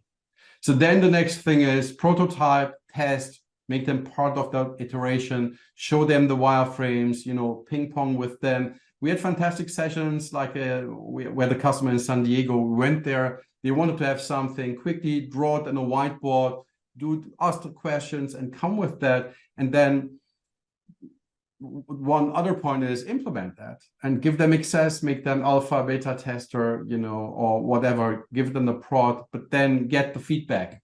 And I think maybe that's the second point I would have, get the feedback, and see if they're happy with that. If they're happy, create a success story. It could be an anonymized one, but that is to build the trust with other prospects and customers. And the last step, I think, is iterate. You will never stop. We will continuously go with the customers and prospects being in that conversation. So go back and listen to them again, because they will mature over time. Their requirements will change. People are changing. So you will start and iterate again. So if you're ready to iterate, so there is not one goal and one end of that, to being successful and trusted advisor, whatever, and everyone is happy. It's changing. And if we look into business to business and enterprise software, I think the duration of a solution is 3 to 5 years. So you need to be in the neck of your customer, not too much, have checkpoints every 3 to 6 months, right? And then do that iteration and go through those things and see where they are. Okay, wow. Some gold in there. And what I loved about that was, I think you can only say those things from experience. Your knowledge that's coming out of you in this session is totally experiential. And my gut tells me that somewhere along the line, there was something you did, looking back, you would have done differently. And you go, oh, okay, I guess we need to add this to the process. Oh, I guess we need to add this. So we're almost out of time, but I just want to give a reflection of what you just said, a quick summary of the 8 parts of understanding customer needs and requirements. This is just feeding it back quickly. Listen, ask questions and verify, reflect requirements with customer needs, make the customer a part of the roadmap, prototype and test, implement, get some feedback, and then iterate the crap out of that idea, and then keep doing all of that in a loop. Does that summarize it? Sounds good. I think that sounds good. We should sleep on it, and maybe there's the one or the other point missing off that. But I think, the quick and dirty, I think that's the overall process. That's great. Before we sign off, 2 things. First, I want to give a birthday shout out to your daughter. Today's her birthday. Thanks. Will you share her name with us, and we can say happy birthday? It's Zehra. So she's turning 11, or she turned 11 today. So it's around 8:40 now. So I think we had a fantastic day. So wrapping up the day with her as well. So she's happy. That's great. 11. I have a 2.5-year-old, and I could not imagine how fast it goes from 0 to 2.5. It must have gone so fast to 11. So what a special day. Thank you for taking time on her birthday to be with us. Lastly, could you just let people know again, where to find you if they want to reach out and talk to you, and just, a quick overview of what Inspire is working on right now and how people can get in touch? Oh, that's secret what we're doing, but I think they should look out for the Gartner Symposium. It's October 16th this year, right? So we will be there in Orlando, and we have a very big thing to announce. So there will be a very big announcement we will do. I don't want to share any details, otherwise our marketing will kill me. And where to find me, just Google me. I think I'm on YouTube, I'm on LinkedIn. I don't have any other social media accounts. So I've bundled basically everything into LinkedIn. Just watch out. Feel free to connect with me. I'm looking for peers to exchange ideas. Look, the market is big enough, so we are not egocentric. We are not ego-driven. So we love that kind of conversation, and I think we are open as Inspire and anyone within the team to learn from others.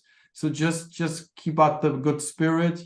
Just exchange. I think let's make the world a better place. That's great. I know I'll stay close to you. I'm grateful to know you. Thank you for being a part of the summit. And with that, we're going to wind it down. So thank you so much for your time today. We really appreciate it. My pleasure. Have a great evening. Thank you. Thanks for the invite. See you soon. Thanks, Nate. Bye-bye. All right, everybody, we have a little treat for you. Grab your popcorn if you have it close by. we are going to be showing the return key. What is the return key, you ask? The return key is a film, that's right, a short film that we produced that highlights the human essence of actually what it means to be a human being in this world of technology. You know, a lot of times we lose sight of what that is, and we are so focused on our growth goals that we forget the things that really matter in life. And something that we deeply believe at Forrest Company is that humanity is not just a means to getting what we want or to getting people to buy things. Humanity is the point. So we wanted to make a film that we felt captured that essence, the absolute best, and it's called The Return Key. It's 5 minutes long, so don't worry. Buckle in, and like I said, grab your popcorn. We're going to play it right now.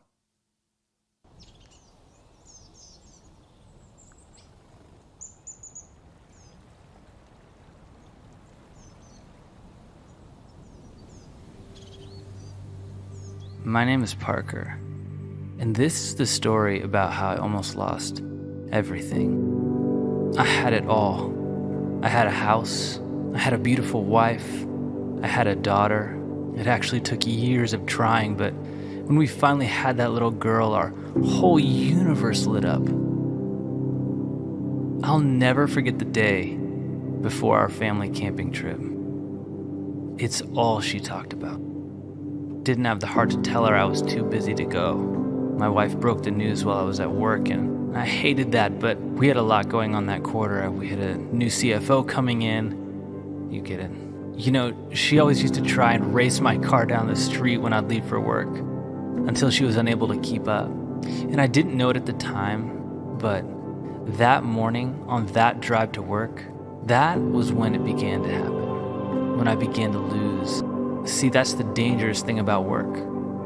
It can be a slow death. And if you let it, it will take your minutes, your years, and even your memories right out from under you. It was the emails, the quarterly goals, the meetings and the reviews.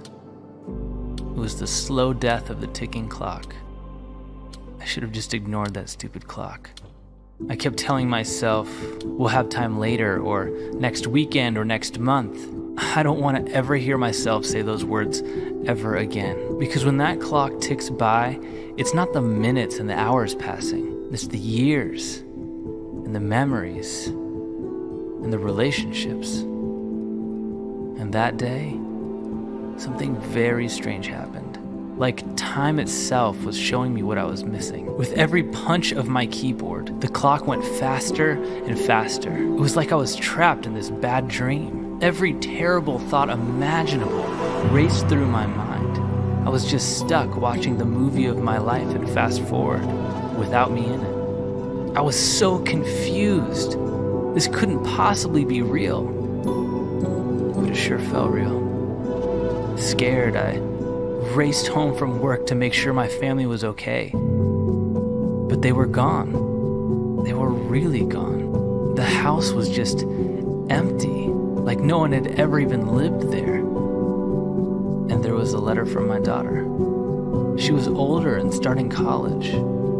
She told me how she grew up in what felt like an instant, and looking back, she realized I wasn't around to see it or really even know who she was. She said she found a way to forgive me and wished me well. It didn't make any sense. Just that morning, she was the little 7-year-old girl chasing my Jeep. How could she already be 17? What happened? I felt my insides fill up with pure panic, but there was no way I was giving up willingly. There had to be a way out of this nightmare. I needed to return. I was desperate to return. All I could possibly think to do, as silly as it sounds, is go back and hit that stupid return key one last time. Please.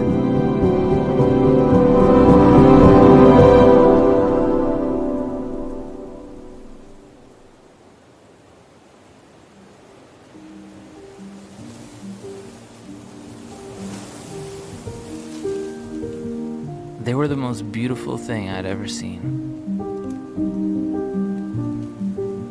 Can't say I'd ever said that about my office.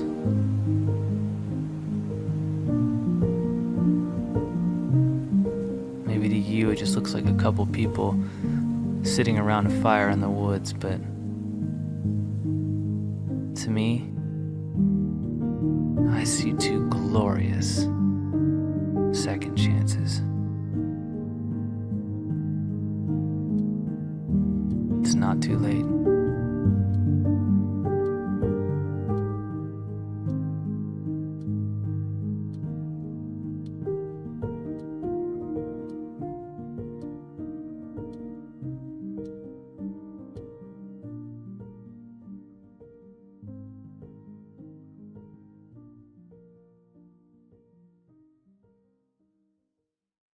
Wow.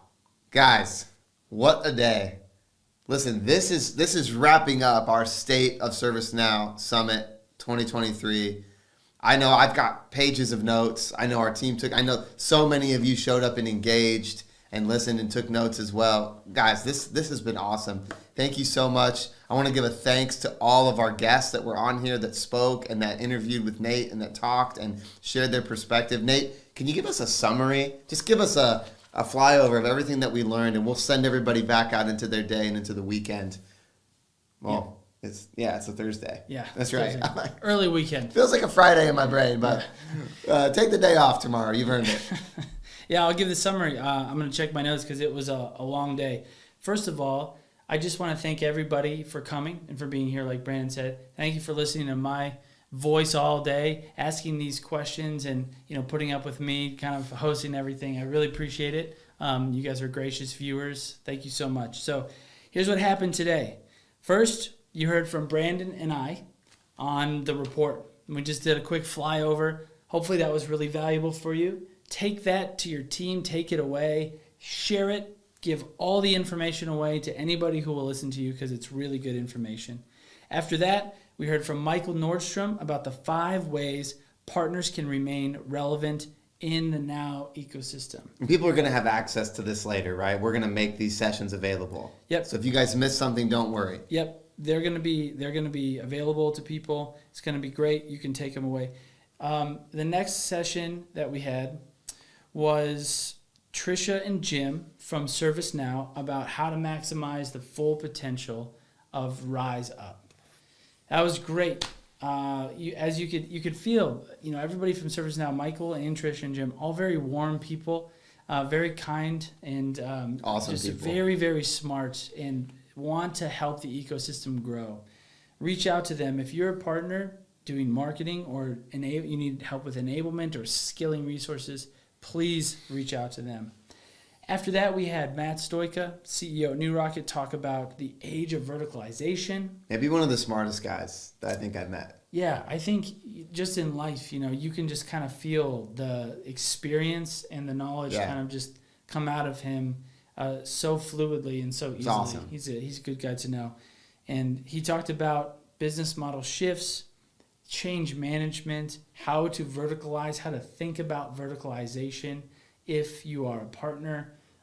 He's just a good guy to know. I feel like value bombs, nuggets, gold nuggets. Value bombs is a good way to put it. Yeah. After that, we heard from Ben Person from Tenon, expanding the global enterprise with a unified marketing solution built. And we're not biased either because we're marketing people. Like we're not like it was awesome. Well, I mean, you heard the session. He was fantastic. Again, when you have people that have been doing this in technology for so long, the knowledge is just implicit. Yeah. Like it just is there. It's self-evident. It's amazing. No one today, I felt like, was reaching for something that they do not understand themselves or they have not walked through themselves. Yeah. And I was really inspired. After Ben, we had your time with Natalie. Yep. Which was just awesome. 3 keys to Another genius. She's a genius. Yeah. Yeah. 3 keys to helping users prove ROI and become platform champions. I felt like the dumbest person in the room all day. Yeah. I mean, when you talk to her too, you just feel a command on the space that just awesome that you wouldn't otherwise. She's just so knowledgeable and also common theme, kind, humble, gracious. Amazing people in the ServiceNow ecosystem, as you guys have seen. And then to round it out, right before this, we had Kadir Uzbairam at Inspy talk about aligning solutions with user needs, building customer trust. And I mean, beat the drum again. So knowledgeable, such an expert, so kind. Another one of those guys that's not only super smart, just when it comes to all of this, he's one of those guys, just like I can say the same about everyone that we had on. I feel like I can hang out with him for the whole day. The whole day. Yeah. And it would be so fun. Yeah, I had lunch with him one time in Las Vegas at Knowledge, and we both did. Yeah. And he Thanks for remembering. I was there. I was so encapsulated with my conversation with Kadir because I was sitting. We love Kadir. Yeah, I felt like I could talk to him all day. And if you do connect with Kadir, I will tell you, I didn't say this in his session, but he has a little bit of an affection for a German sedan. So.